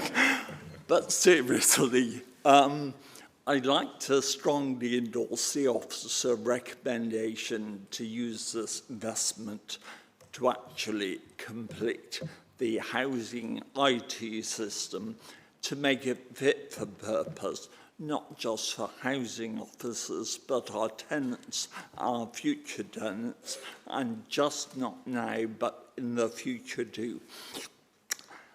I'd also like to say, reference was made in the public forum to actually this committee had in some form been negligent. Perhaps I put that too strongly in not addressing this or scrutinising this, the NEC system improvements beforehand. Now, I'm unique in this, in many ways unique, but unique in this committee and in this council on remembering the former committee system, the leader and cabinet system, the mayoral model, and now the committee system. And I also was served on the previous, 2 years ago, committee model working group, and we were very clear cross-party that decisions would not depend upon 6 weekly meetings of policy committees. The officer scheme of delegations would function, and as appropriate, those decisions and briefings would go to policy chairman's weekly briefings, which they have in this case, and decisions have been made and errors identified and solutions mapped. We had a serious meeting, obviously, in last November. We have this meeting, I believe, until this project's complete. Every 6 months, Chairman, a report will come back to committee more regularly. Charles has committed to coming to weekly chairman's briefing, so we are going to update this. I'm not a member of this administration, nor is my party, but I can say, actually, this administration is taking this seriously and seeking to deal with a problem and transform it into the future. And I don't say that lightly. Thank you very much, Richard. Councillor Thomas. Thanks very much. Just picking up on the Savills point from the previous thing. So where I got that impression from was September, where it said the Savills asset and compliance data analysis is taking place alongside the NEC system implementation. So that was where it's clear how those things were linked in my mind. First of all, I welcome comments and questions in this area from members of the public. You know, we've got a significant £4 million overspend here, and this does need to be reviewed. I'm not quite sure what the best way to review this is, but certainly when it came to Cabinet in February 23, David Morton was the senior solutions architect. So it would be good to see David at some point if he's still around. And Stuart McDermott was the report author. So if it was possible as part of a review to see them and talk with them about that original spec, that would be really helpful. You can't guarantee on an IT project that you won't go over budget. It's pretty rare that IT projects don't go over budget. But what you can do is you can get yourself in the best position in terms of governance and project management systems. I've been as clear in my questioning as I hope I could have been, that I don't think the governance or project management has been of an acceptable standard. Certainly there hasn't been the transparency and the clarity coming through into this committee that one would hope. I mean, it's good that we're seeing it as a standalone agenda item now.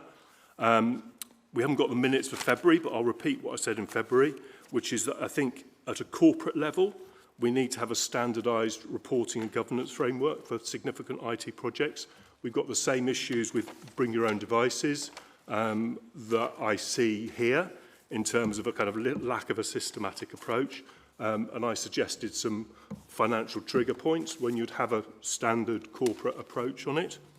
I think in terms of actually going forward, there are some very specific things. It's not clear what delivery actually looks like, and it could be the case that we are having essential components knocked out of the system in order to stay within budget. It's not clear what this extra money is going to be spent on, so actually the financial reporting looking forwards and looking backwards is really essential, just a kind of, a one-stop view. I mean, I hear Charles say that, the level of support budget that we're going to need to put in place is going up, but, I'm not sure what level that's going to be looking like. I think speaking from some personal experience of risk management software and property management software, they can sometimes have very different functionality. So I think the ending C365 as a specific dedicated risk management software, as I understand it. We don't yet know actually what the functionality of the NEC risk management software is. So I would expect to see a really rigorous, what I would call functional spec of what is the functionality we're looking for on risk management and to what extent does C365 deliver it, to what extent does the as yet unclear components of NEC adequately address what our needs are as an organisation. So. Okay, thank you, Councillor Thomas. Quite a lot in there, and I think there's a number of recommendations I think we'll need to take away. But Charles, I'll just come on a couple of quick points. Just on the last point, on the C365, we are actually now, well, we have been since February, reviewing the 365 current requirements against what NEC and future versions will be bringing in, so 25.2, and most importantly 26.1, which comes out later this year. So we're doing that.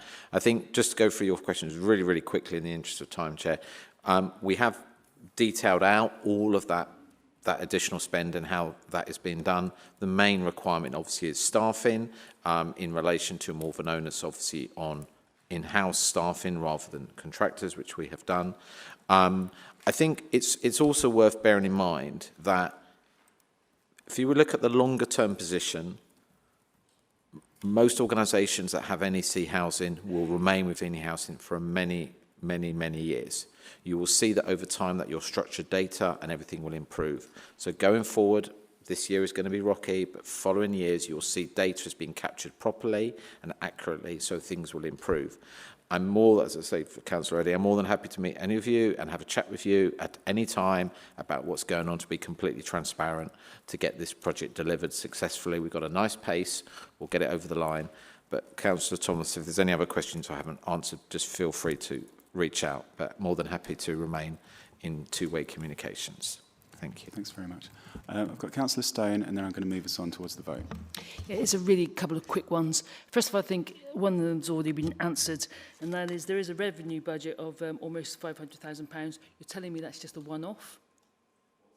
There's a revenue budget of almost £500,000. You're telling me that's a one-off? It says total funding revenue £492,000. Is that a one-off revenue budget? Yes. Yeah. Yeah. Okay, yeah. It's great. Sorry. So not a yearly kind of like revenue budget. No. Okay. Thank you. And my second question is, what I ask every single time this comes up, is that when can we have a demonstration on the stash board, so we can all see what's going on and have a look at it and see how it works and happens? We're more than welcome to give you all of the demonstration of the product accordingly. We're more than happy to do that anytime, so please reach out and so on. Yeah, so there's no problem on that request. Yeah, great. Okay, let's do that then. Right, I'd like to move us on now.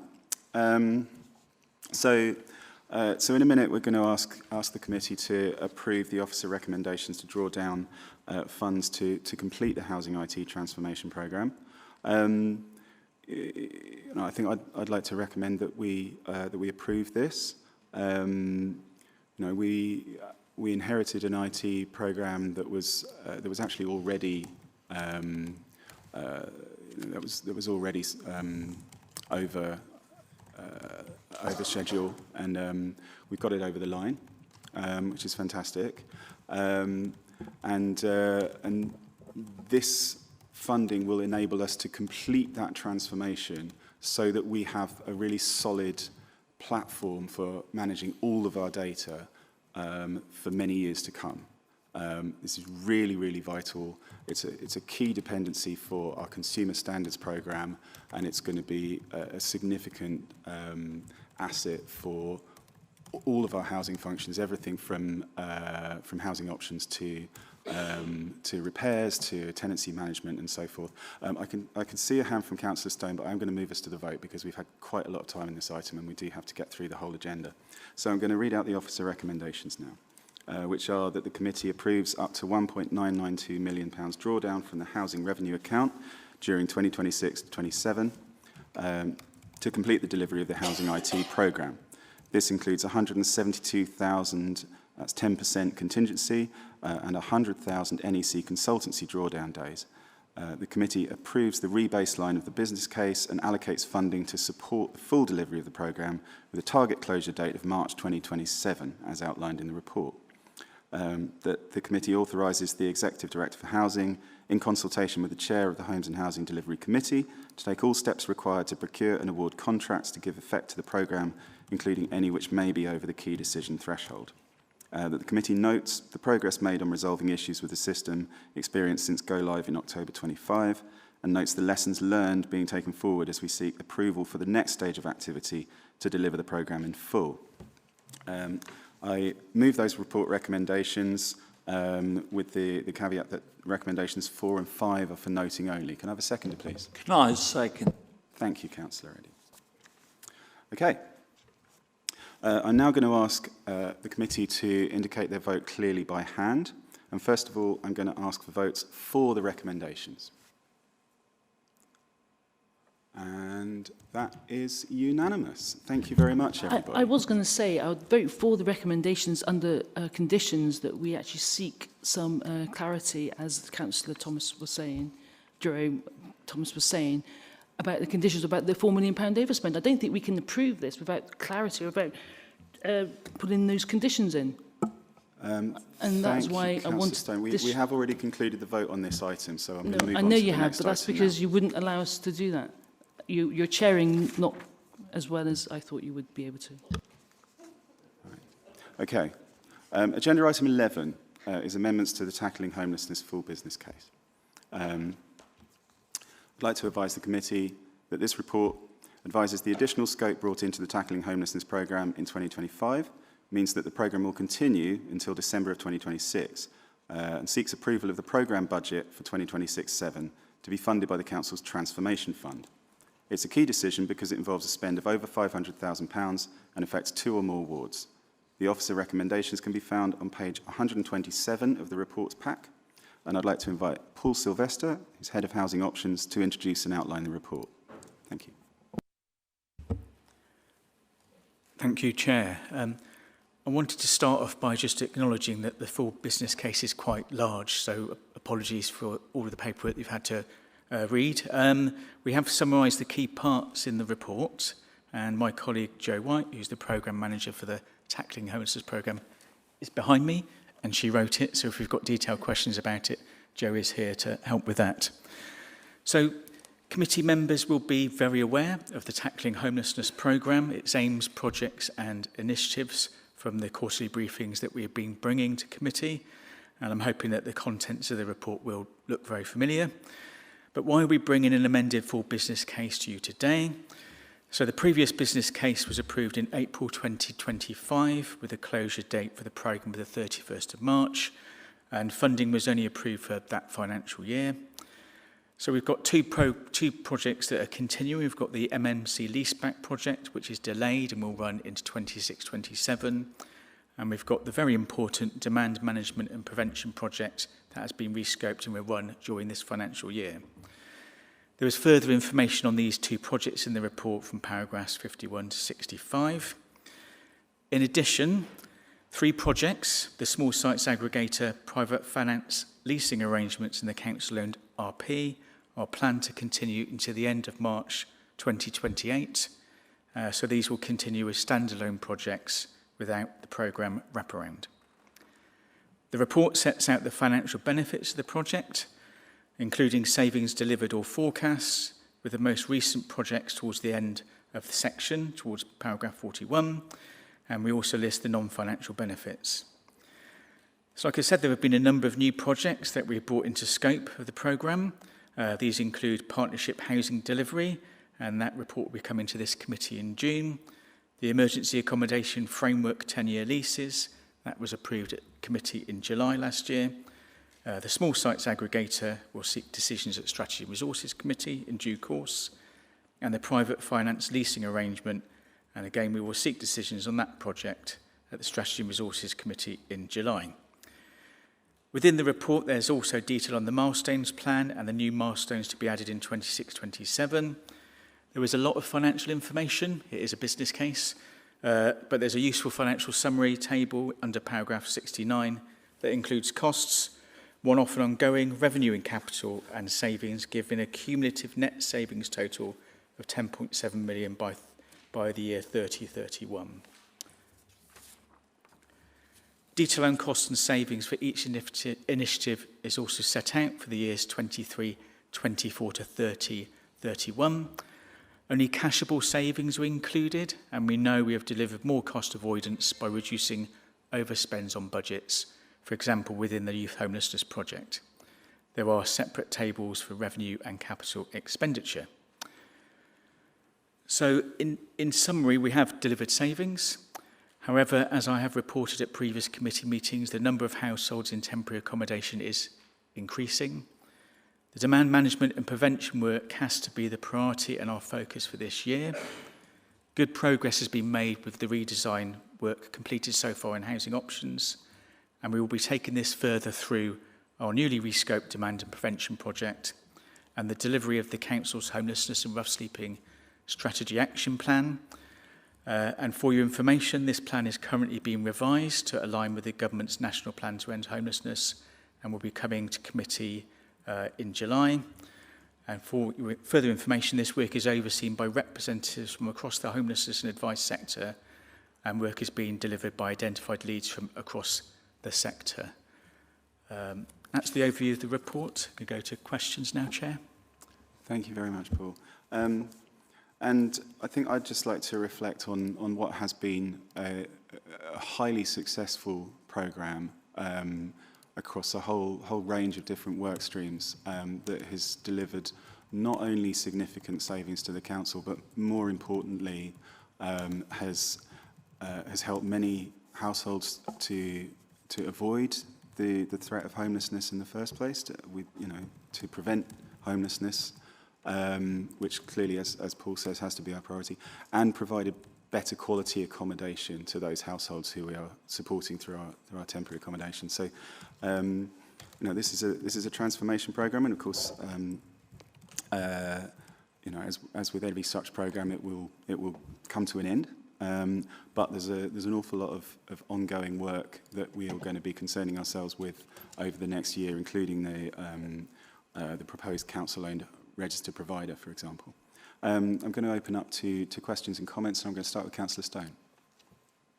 Yeah, thanks very much, Paul. It's a fantastic report. Thank you very much for that. Just a couple of things about the business case, about the programme outcomes. But there's three points I want to make about programme outcomes. First of all, the long-awaited council-owned residential provider. Is there a target for that? That's question first one. Second one, how many acquisitions have we actually bought? We've saved 56,000, but I don't know how many actual properties we bought. This is number programme 28. Just so we have an idea of how many buildings we're buying to save £56,000. My third one, which is quite contentious really, is that I'm a bit concerned about removing young people from, it's your language, you're using emotive language for money, which is not good enough, to be honest with you. Which is moving young people out of expensive supported accommodation placement into cheaper accommodation with floating support. I'm sorry, but young people who are being in care do not need floating support. They need wraparound support 24/7. And I think trying to save money on that, I think we need to really review that and have a look at that whole thing. So those three things. Thanks, Paul. Thank you, Lisa. Paul? Yep. So I'm going to let Jo answer the first two, then I'll deal with the contentious one. Okay. Hiya. So the general fund acquisitions, I'll start with. Sorry, Jo, would you mind introducing us? Sorry, of course, yes. Jo White, Senior Project Manager, currently the Programme Manager of the Tackling Homelessness Programme. So, with the general fund acquisitions, I think we've bought about 104 properties now. Some of them are still not completed yet. So, 104, I think, yes. So they're not all complete. I think we've got about 8 outstanding that haven't completed.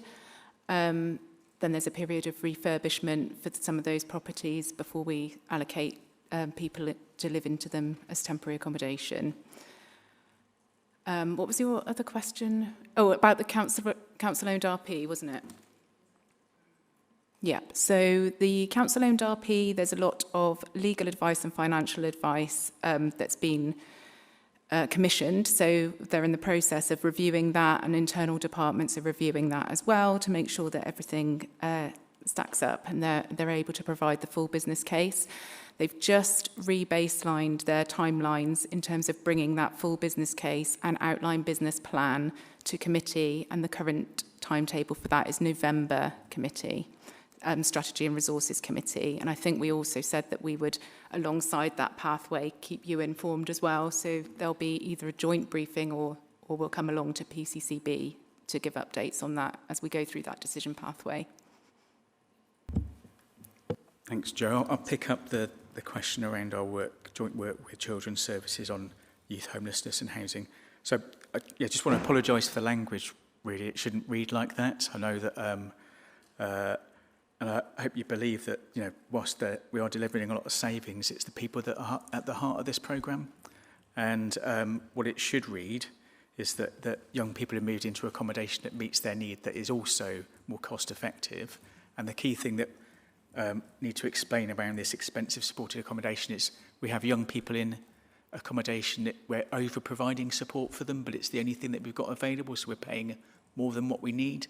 So we're just moving them into accommodation with lower support needs, which meets their need, but we didn't have that provision, which is why we were going to our more expensive providers. Does that help?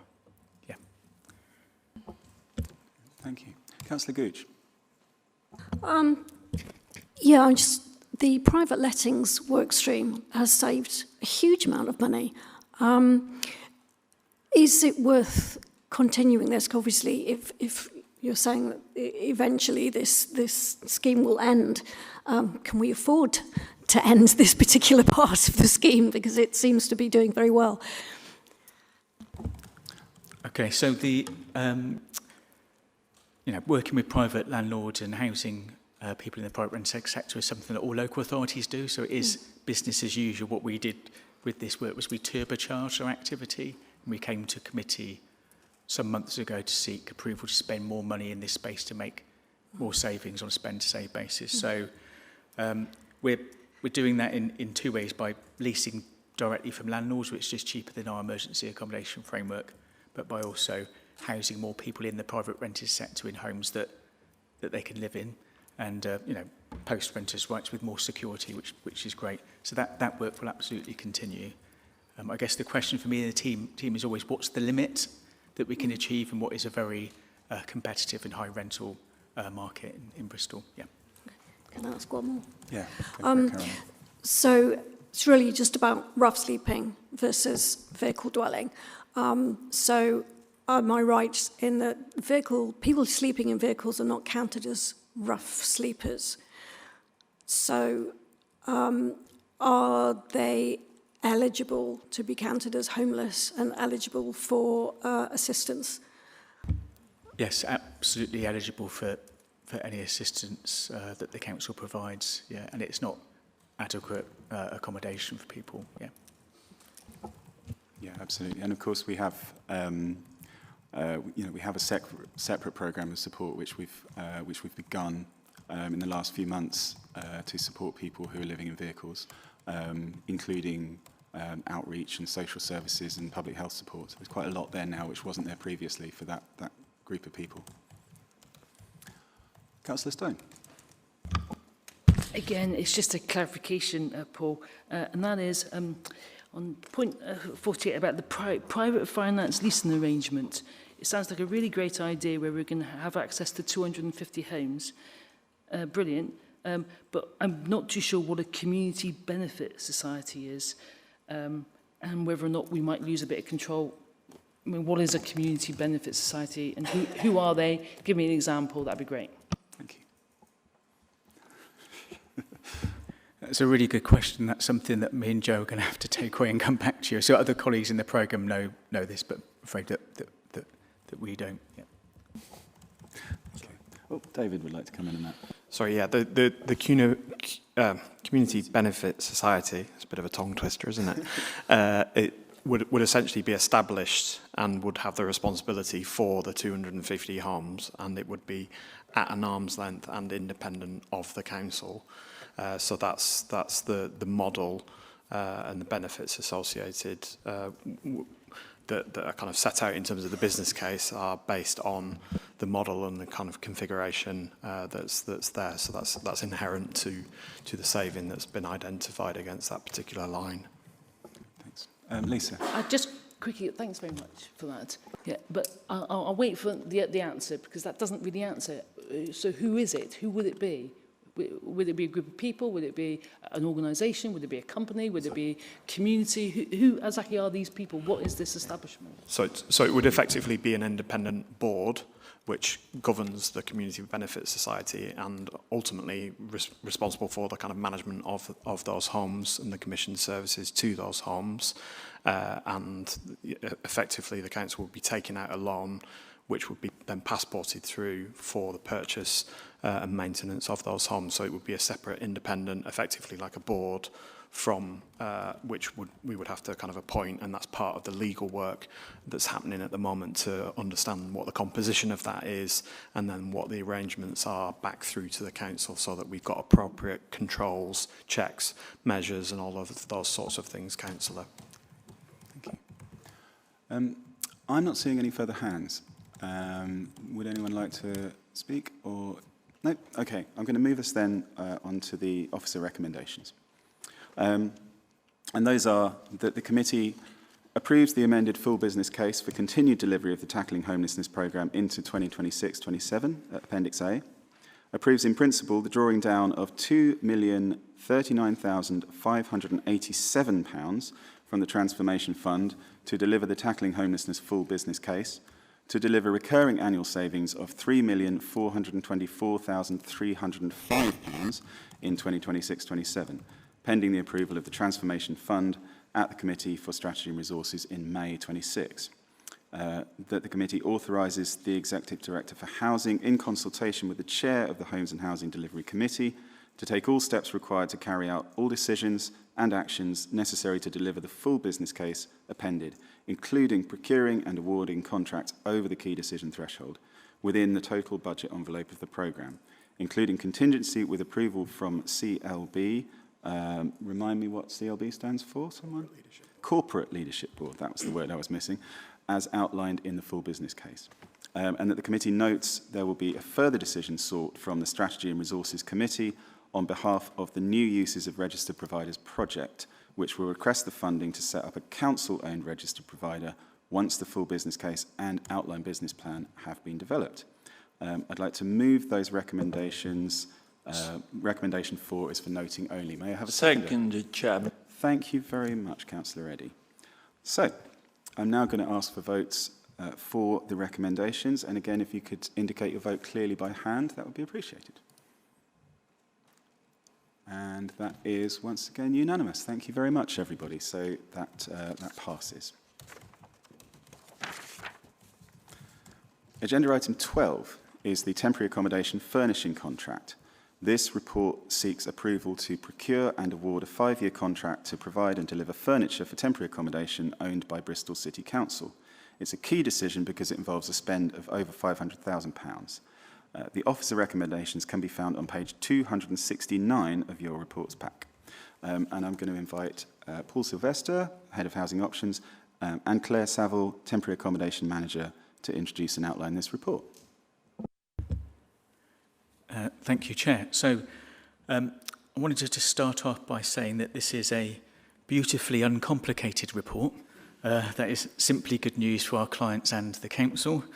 So a bit of background. We know that over 90% of households who become homeless do not have their own furniture and white goods. We have a legal and a moral duty to provide basic furniture and white goods for households in temporary accommodation we provide.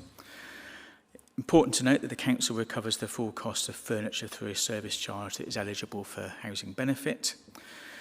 So the issue that led us to come into committee today is around performance of our previous furniture contractor. And in the last 6 months of that contract, they were taking on average 13 days to deliver and install furniture, and we often experienced delays and missed deadlines. So we decided to pilot a new arrangement for 1 year with a new provider at comparable costs, and this was agreed at committee February 2025.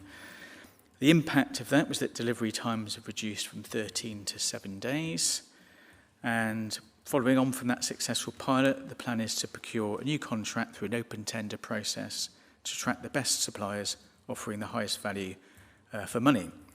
So importantly, there will be provisions around business continuity and financial penalties for not meeting KPIs on delivery times, and pricing will be linked to price indices annually to ensure pricing remains competitive throughout the contract.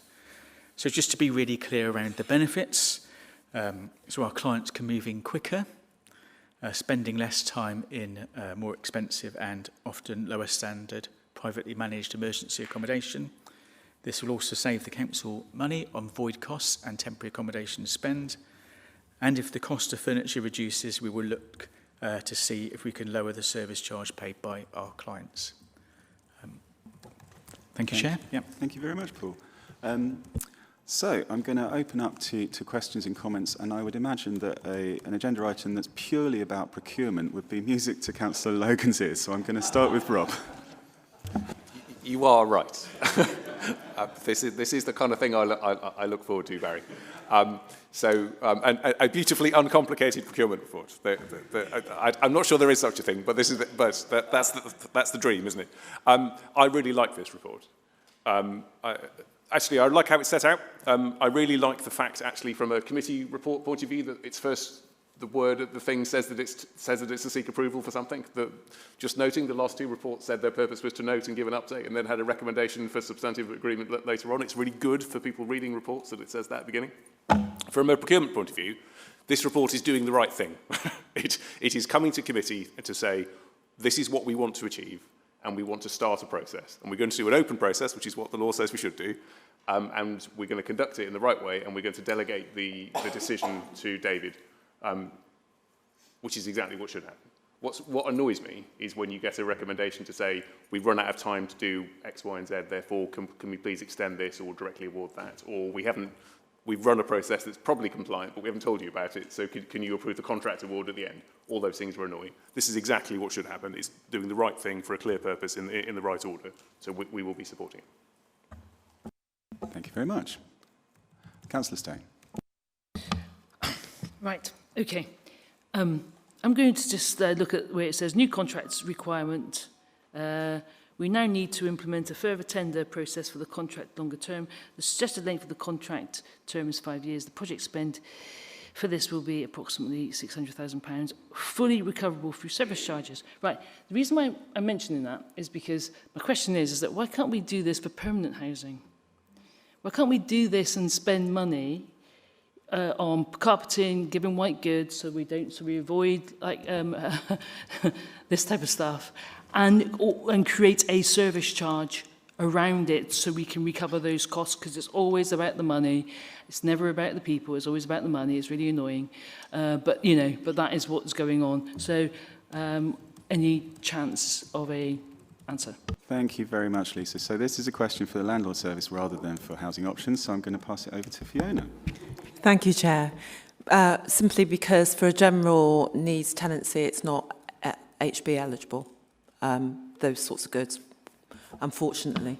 Yeah, but there are ways and means around it. There are ways and means. I know it might not be housing benefit, but there are ways and means in which you can create some kind of service charge which isn't necessary through housing benefit, but could possibly be. There are ways and means, and I'm hoping that we're going to research those ways and means in the future. Thanks.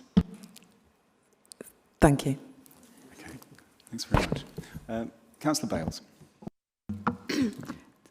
You can apply for white goods through funding through the council. I can't remember what the funding's called. A family member of mine got a washing machine, so it is possible. So we can't just give washing machines to every single tenant on the housing register, or I think we've got 27,000 properties. We can't give that amount of washing machines and white goods out. So you can apply for them through a fund. So it's not like it's like no to everybody, but... Yeah, thanks, Councillor Bowes. Okay. Yeah. I think this isn't directly relevant to the item under discussion, but I think since it's been raised, it would probably be helpful maybe to circulate to the committee some information about support that's available for households that are struggling with furniture, white goods, that sort of thing. Great. Thanks very much. I'm not seeing any further hands, so I think I'm going to move us on, if that's all right. Great. So, first of all, I will read out the officer recommendations. Then I will move them and seek a seconder. So the recommendations are that the Committee for Homes and Housing Delivery approves the proposal to procure and award a 5-year contract to deliver furniture for temporary accommodation owned by Bristol City Council up to the value of £600,000 per annum. That it authorises the Executive Director for Housing, in consultation with the Chair of the Homes and Housing Delivery Committee, to procure and award the temporary accommodation furniture contract in line with the procurement routes and maximum budget envelopes outlined in this report. That it authorises the Executive Director for Housing to invoke any subsequent extensions or variations specifically defined in the contracts being awarded up to the maximum budget envelope outlined in this report. I move those recommendations and ask for a seconder. Yes, please. Councillor Logan. Thank you very much. So now I'm going to move us to the vote. And first of all, I'd like to ask for votes for the recommendations. Again, could you indicate clearly by hand? And that is unanimous, so that passes. Thank you very much, everybody. Agenda item 13 is our final item, and isn't it? Oh, no, it's not, sorry. It's nearly our final item. I was getting ahead of myself. The St Jude Structural and Fire Safety Update. This report presents an update on the completion of immediate and medium-term actions that were recommended by Ridge, our external consultant, within a 2-year period to John Cousins, Haviland, Langton and Charlton houses in St Jude's. The report also provides an update on the agreed instruction to commission a whole-life asset costing of the 5 St Jude's blocks originally in the refurbishment contract that was terminated. It's for information only, and the officer recommendations can be found on page 295 of the report's pack. I'm going to invite Craig Cook, who's Head of Capital Works and Special Projects, and Ashley Lahouse-Rubin, Planned Improvements Service Manager, to introduce and outline this report. Thank you. Thank you, Chair. Yeah, as Chair says, I've got Ash to support on any detailed questions at the end of the report. So I've got high standards to follow after Paul's good report. I hope this one matches the same. So for the context of this report and the purpose, St Jude's was originally progressing to a major refurbishment, which we brought to paper to committee in May last year, which identified structural and fire safety issues identified following this survey from Ridge, which was substantial and immediate risks within the blocks. Independent expert advice was recommending for urgent safety interventions. And at the time, committee previously endorsed option 2, which was to prioritise immediate and medium-term safety measures, pausing the major refurbishment, which is now concluded as terminated due to a break clause, and commission the whole life asset appraisal to inform longer-term decisions on said blocks. So this approach ensured compliance with the Building Safety Act, and resident safety remained paramount throughout, and the longer-term investment decisions will be evidence-led. So this was necessary to provide responsible oversight as a landlord function and make sure that we prioritise resident safety. So the purpose of this report is to provide an update on progress over the past 11 months. So what's been delivered to date? So the key message is that all immediate fire, structural and management risks have now been mitigated, and you can see the table within the report. The temporary waking watch was introduced in September 2024, and that's now been stood down. Permanent fire detection and alarm systems were completed in December 25 under emergency conditions, and updated evacuation strategies were following the waking watch implementation and then the subsequent fire alarm. Regarding structural safety, full scaffolding has been erected on all 4 blocks with netting, protection installed to manage falling concrete risk, and detailed surveys are completed on the balconies, the walkways and the balustrades around the blocks. Temporary supports were installed where needed, and weekly inspections continue at blocks. So our risk management controls on said blocks, the gas supplies have been completely removed from the blocks and the communal areas.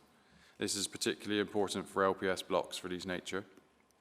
Bans were implemented and monitored on high-risk items entering into the blocks, which was monitored by the Waking Watch service whilst it was in place, but also our housing management colleagues, which is continuing. There is enhanced inspections and a caretaker presence on site. So phase 1 is complete and the risks are being continued to be controlled. So our resident engagement has been key for the success of this project. So there's been extensive hands-on engagement with strong access rates. So of the 182 properties in total, 100% have been door-knocked, 91% have had tenancy audit inspections, and person-centred fire risk assessments have been completed to 80 households. and that remaining percentages is continuing on a cycle to gain access.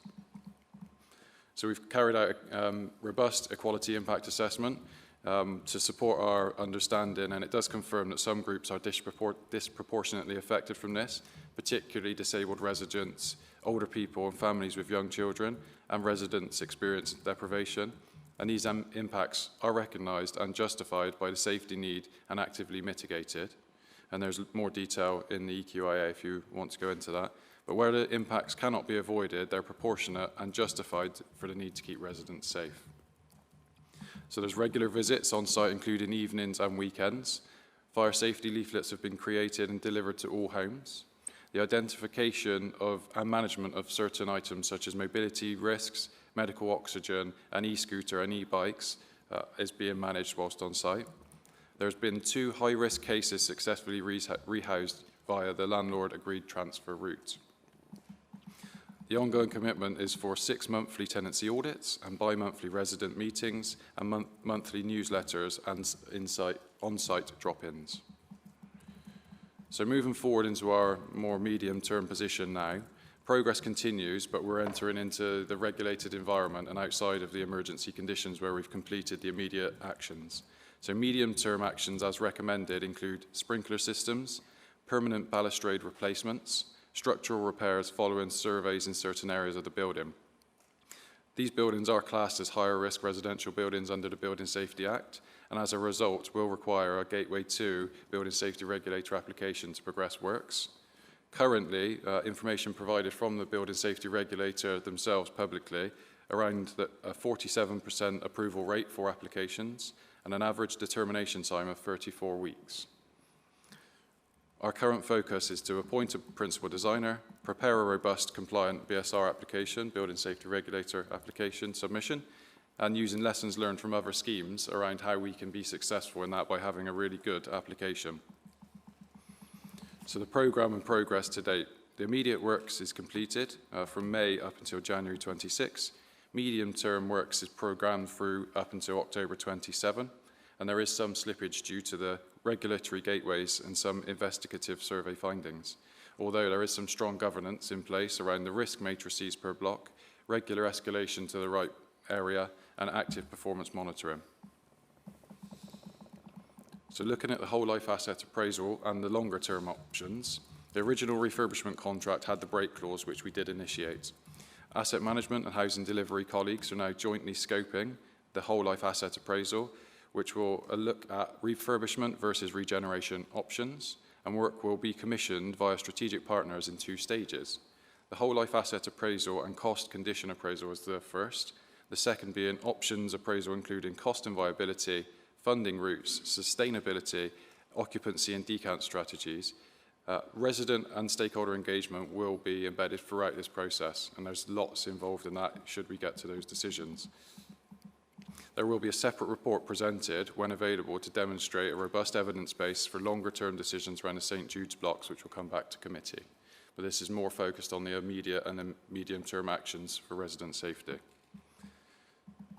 There's a financial section which addresses the original 17.6 million for the project and how the expenditure now is aggregated through this project and now also included in the latest housing investment approved plan. Our key risks and mitigations surround the Building Safety Regulator approval delays, the extended timeline for the whole life appraisal, and ongoing uncertainty this might mean for residents. And the mitigations around that, as discussed, are a robust lessons learned and taking forward a really good application where appropriate, ongoing engagement with residents so they can be fully informed in what's happening to their homes. So to conclude, the resident safety has always driven the decision making around this project and also make sure that we continue to engage regularly. The immediate risks are fully mitigated. Medium-term works are progressing with regulatory constraints in mind. Longer-term investments decisions will be evidence-led, and officers will return to committee with options once appraisals are complete. Thank you very much, Craig.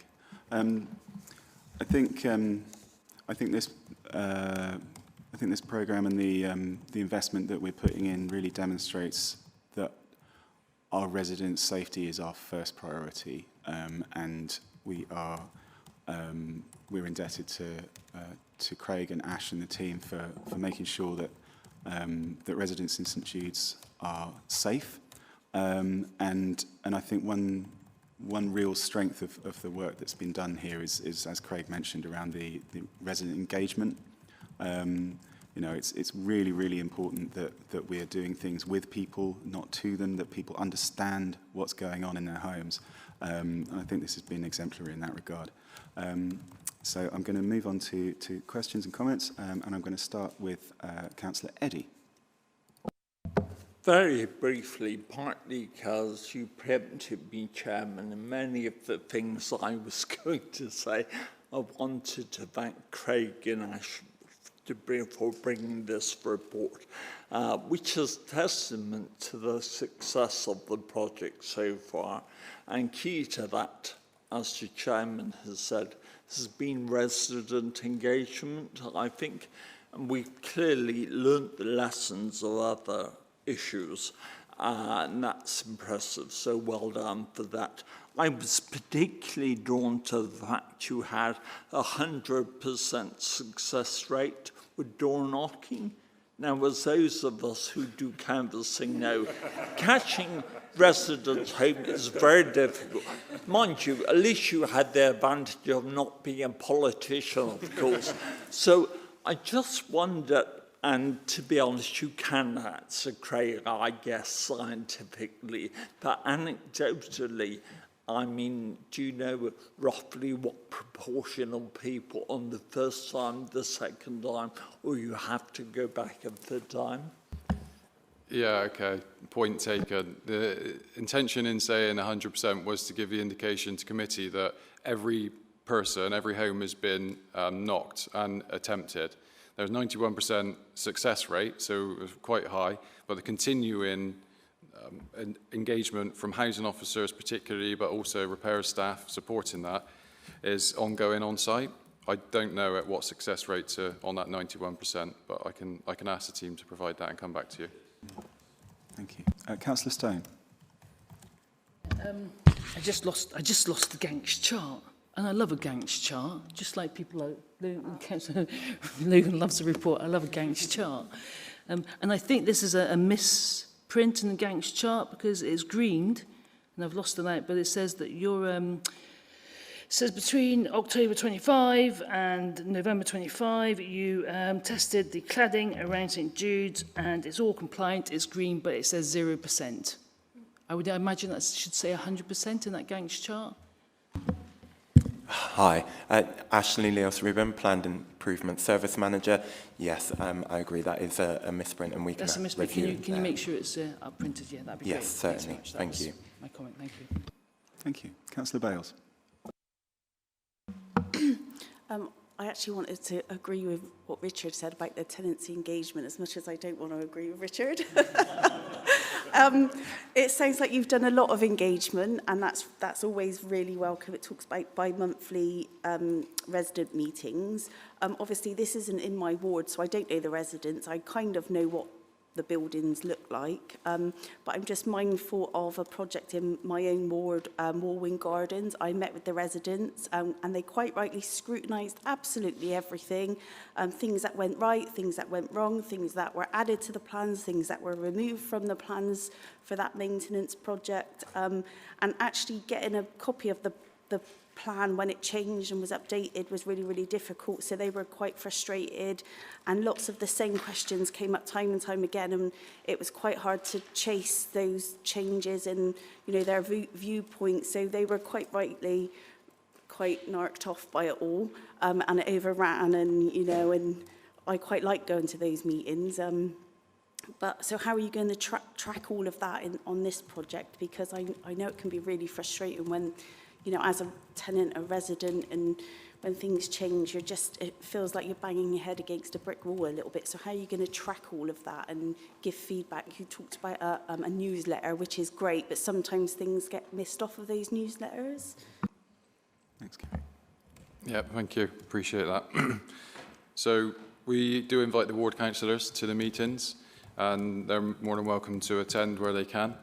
It's great that you've got experience in doing those feedback sessions, and it's something that we strongly encourage through our teams and actively review to make sure that project managers, managers and staff are engaging with a wide range of stakeholders, from housing officers to residents to ward councillors, because there's really rich feedback that we might miss from a different perspective. So that can be collected, and we'll take that back to make sure that it's included, and teams are feeding that back through into the right channels back out to residents, and they can not only feel involved in the decision making, but they can see the outputs of it. Thanks very much. I do always love this committee in particular, because it seems like every 6 weeks ago we have an outbreak of agreement between councillors of different political outlooks, which is always pleasant to see. Councillor Thomas. Thanks very much.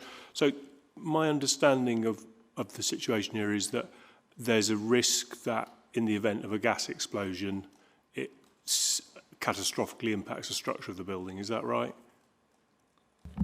In its very basic of nature, but there's a lot more nuance to it. So gas poses the highest risk to LPS buildings. So there's a higher standard of duty on tenants in the property in terms of safety for other residents, isn't there? So actually the kind of 100% visit, and you would probably need to know that you haven't got hoarders who've got highly combustible flats, which basically could threaten other residents. I'm just wondering whether that is a part of how you would be approaching things in terms of the safety management. And then I'm curious, how are tenants feeling about the lack of regeneration? And are there remedial measures that you're going to be going to the building safety sort of register for structural enhancements of the building to eliminate the risk, or are there other safety measurements that you're going to be putting in place? Sorry, so quite a few questions there. Okay. Not at all. Thank you, Jerome. I think Claire would like to come in on the first point as well, but I'm not sure who would like to go first. You go first. Okay, I did scribble down questions, so I'll try and capture them. Resident safety, yeah, absolutely. And the education of residents is really key, because it creates almost self-policing, because housing officers, housing colleagues can only be around so much of the time. Absolutely strive for 100%, and that I'll take away an action to come back with the most up-to-date figures on the delta between 91 and 100% access on those properties. You're completely right. We need to make sure that we understand what risks are within those buildings. What's the residents feeling? The sessions have been well attended at the start, but they have seemed to slow down somewhat now. The remediations is feeding into the immediate, medium-term and longer-term solutions. So the immediate actions are taken, which is why the scaffolding exists and some of the balustrades have been identified, and why then the medium-term actions are identifying surveys in certain locations which will inform what structural remediations can take place. Now, the original project didn't include the structural remediation as required that's now been identified, so it needs to be financially assessed to see if that's viable or if there's an alternative, different solution. Claire, would you like to introduce yourself and respond? Hello, Claire Gibb. I'm now a business delivery consultant, whatever that is.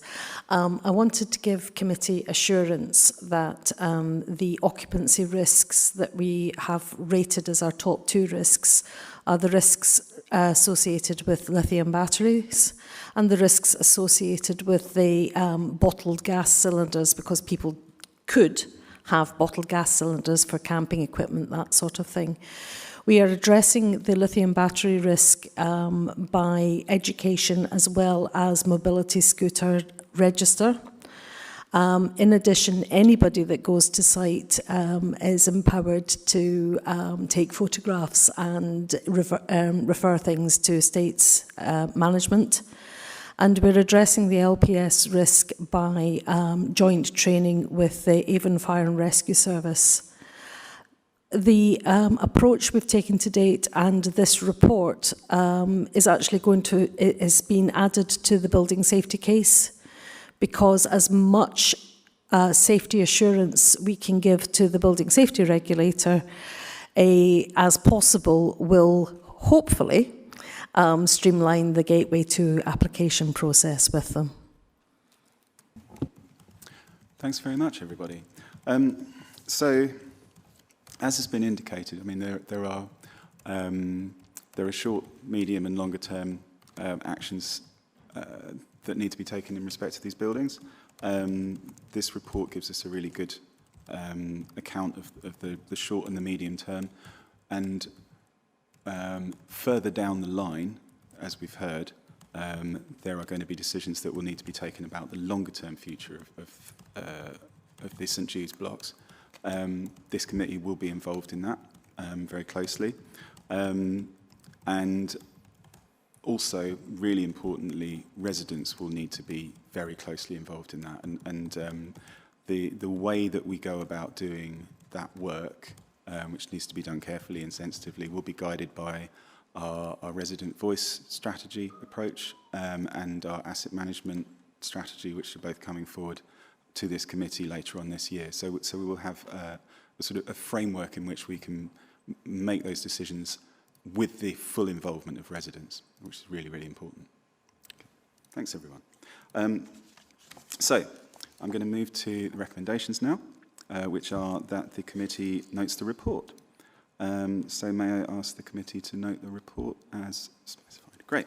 Now, we are on to what is actually our final item this time.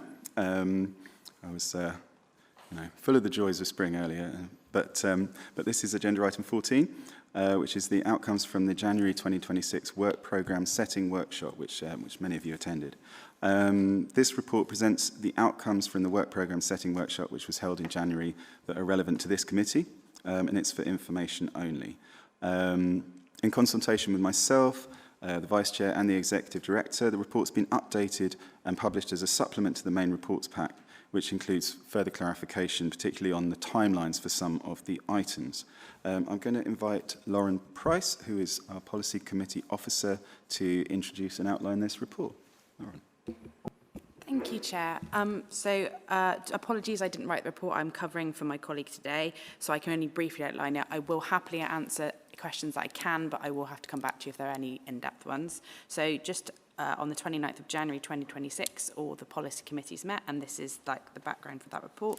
Just to highlight to you, point 4A is the links to task and finished work groups, with the noting that the Homes and Housing Delivery Committee received a closure report of the Resident Engagement Task and Finished Group, and then 6, Affordable Housing Delivery Plan Task and Finished Group is to be established.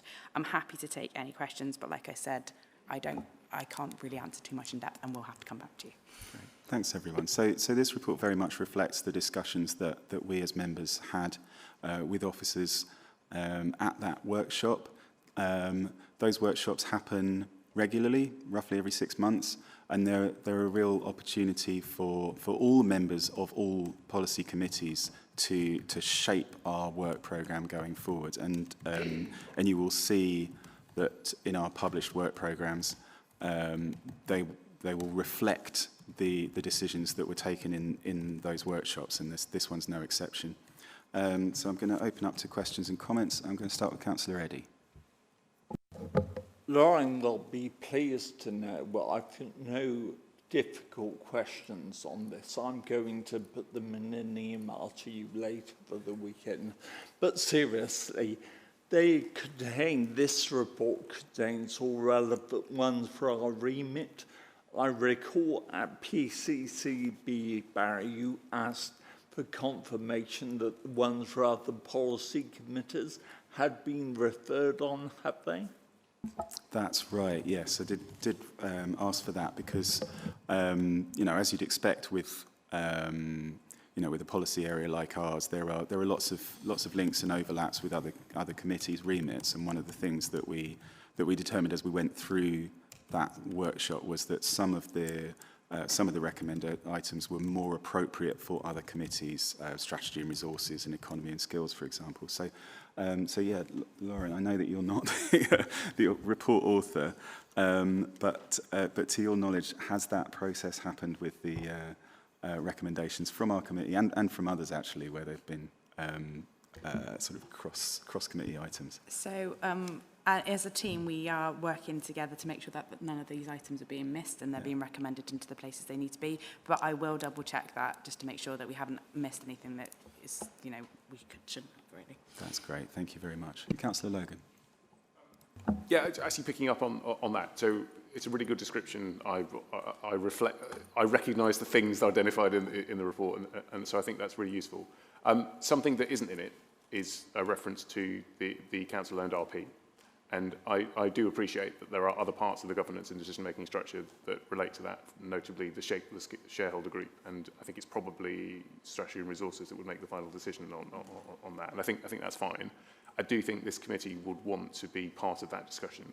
So before a decision is made, either way, I would expect this committee to maybe receive a report for onward communication before the final decision is taken. I think that's the assumption. Yeah. And I think, actually, ironically, I think we've just been sent the minutes of your last chair's briefing. That had, so you've had a discussion of it. Yeah. So I would expect that to come here at some point. I know even if it's not our decision to make, I think it should be something that we expect to appear at the appropriate point. Yeah, absolutely, Rob. Yeah, I think we haven't yet determined what sort of form that will take next. There has been briefing of this committee on the emerging plans for a council-owned RP, but I think it would be really valuable to make sure that that the full committee is involved in some form in that decision pathway. Granted that we, as you said, all of the formal decision-making lies with the Strategy and Resources Committee. So it may be that we look to arrange an informal briefing or a workshop or something, but we'll take that away and come back with a plan for how this committee will be involved in the next stages of that process. Because, like you say, Councillor Eddy and I have received some briefings as part of the Policy Committee Chair's briefing process. So I think it would be appropriate to widen that out to the rest of the committee as well. Great. Thank you very much, everybody. I'm not seeing any further hands on this item. One thing I would say is that obviously, you know, these set piece workshops, they happen regularly. They're every 6 months, and they do give an opportunity for members to feed into the work programme.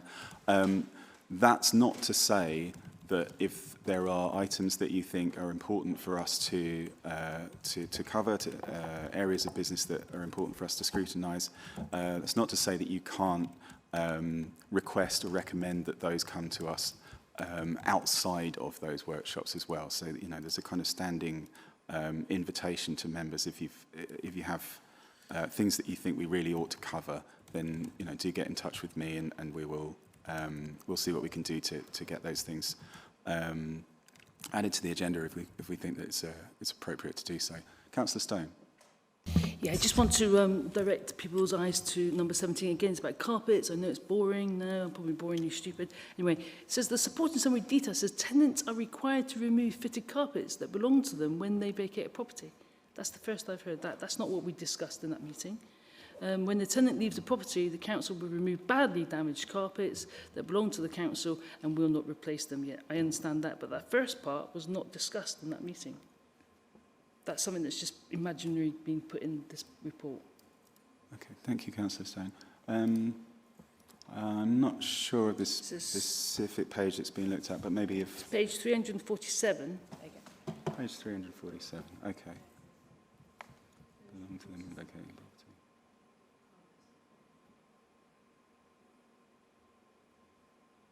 Okay, I see. Is that a fair reflection of the current council policy? Do we know? It might be that we need to update that wording slightly, but shall we take that away? Yeah. Thank you. I'll take it away. Okay. I need to take it away. All right, brilliant. Thanks very much. Okay, if there's no further questions or comments, then I'm going to move us to the recommendations of that report. Which are that the committee notes this work programme update. May I ask the committee to do so? Thank you very much. So, that brings us to the end of today's meeting. Our next Homes and Housing Delivery Committee meeting will take place at 10 a.m. on Friday the 29th of May.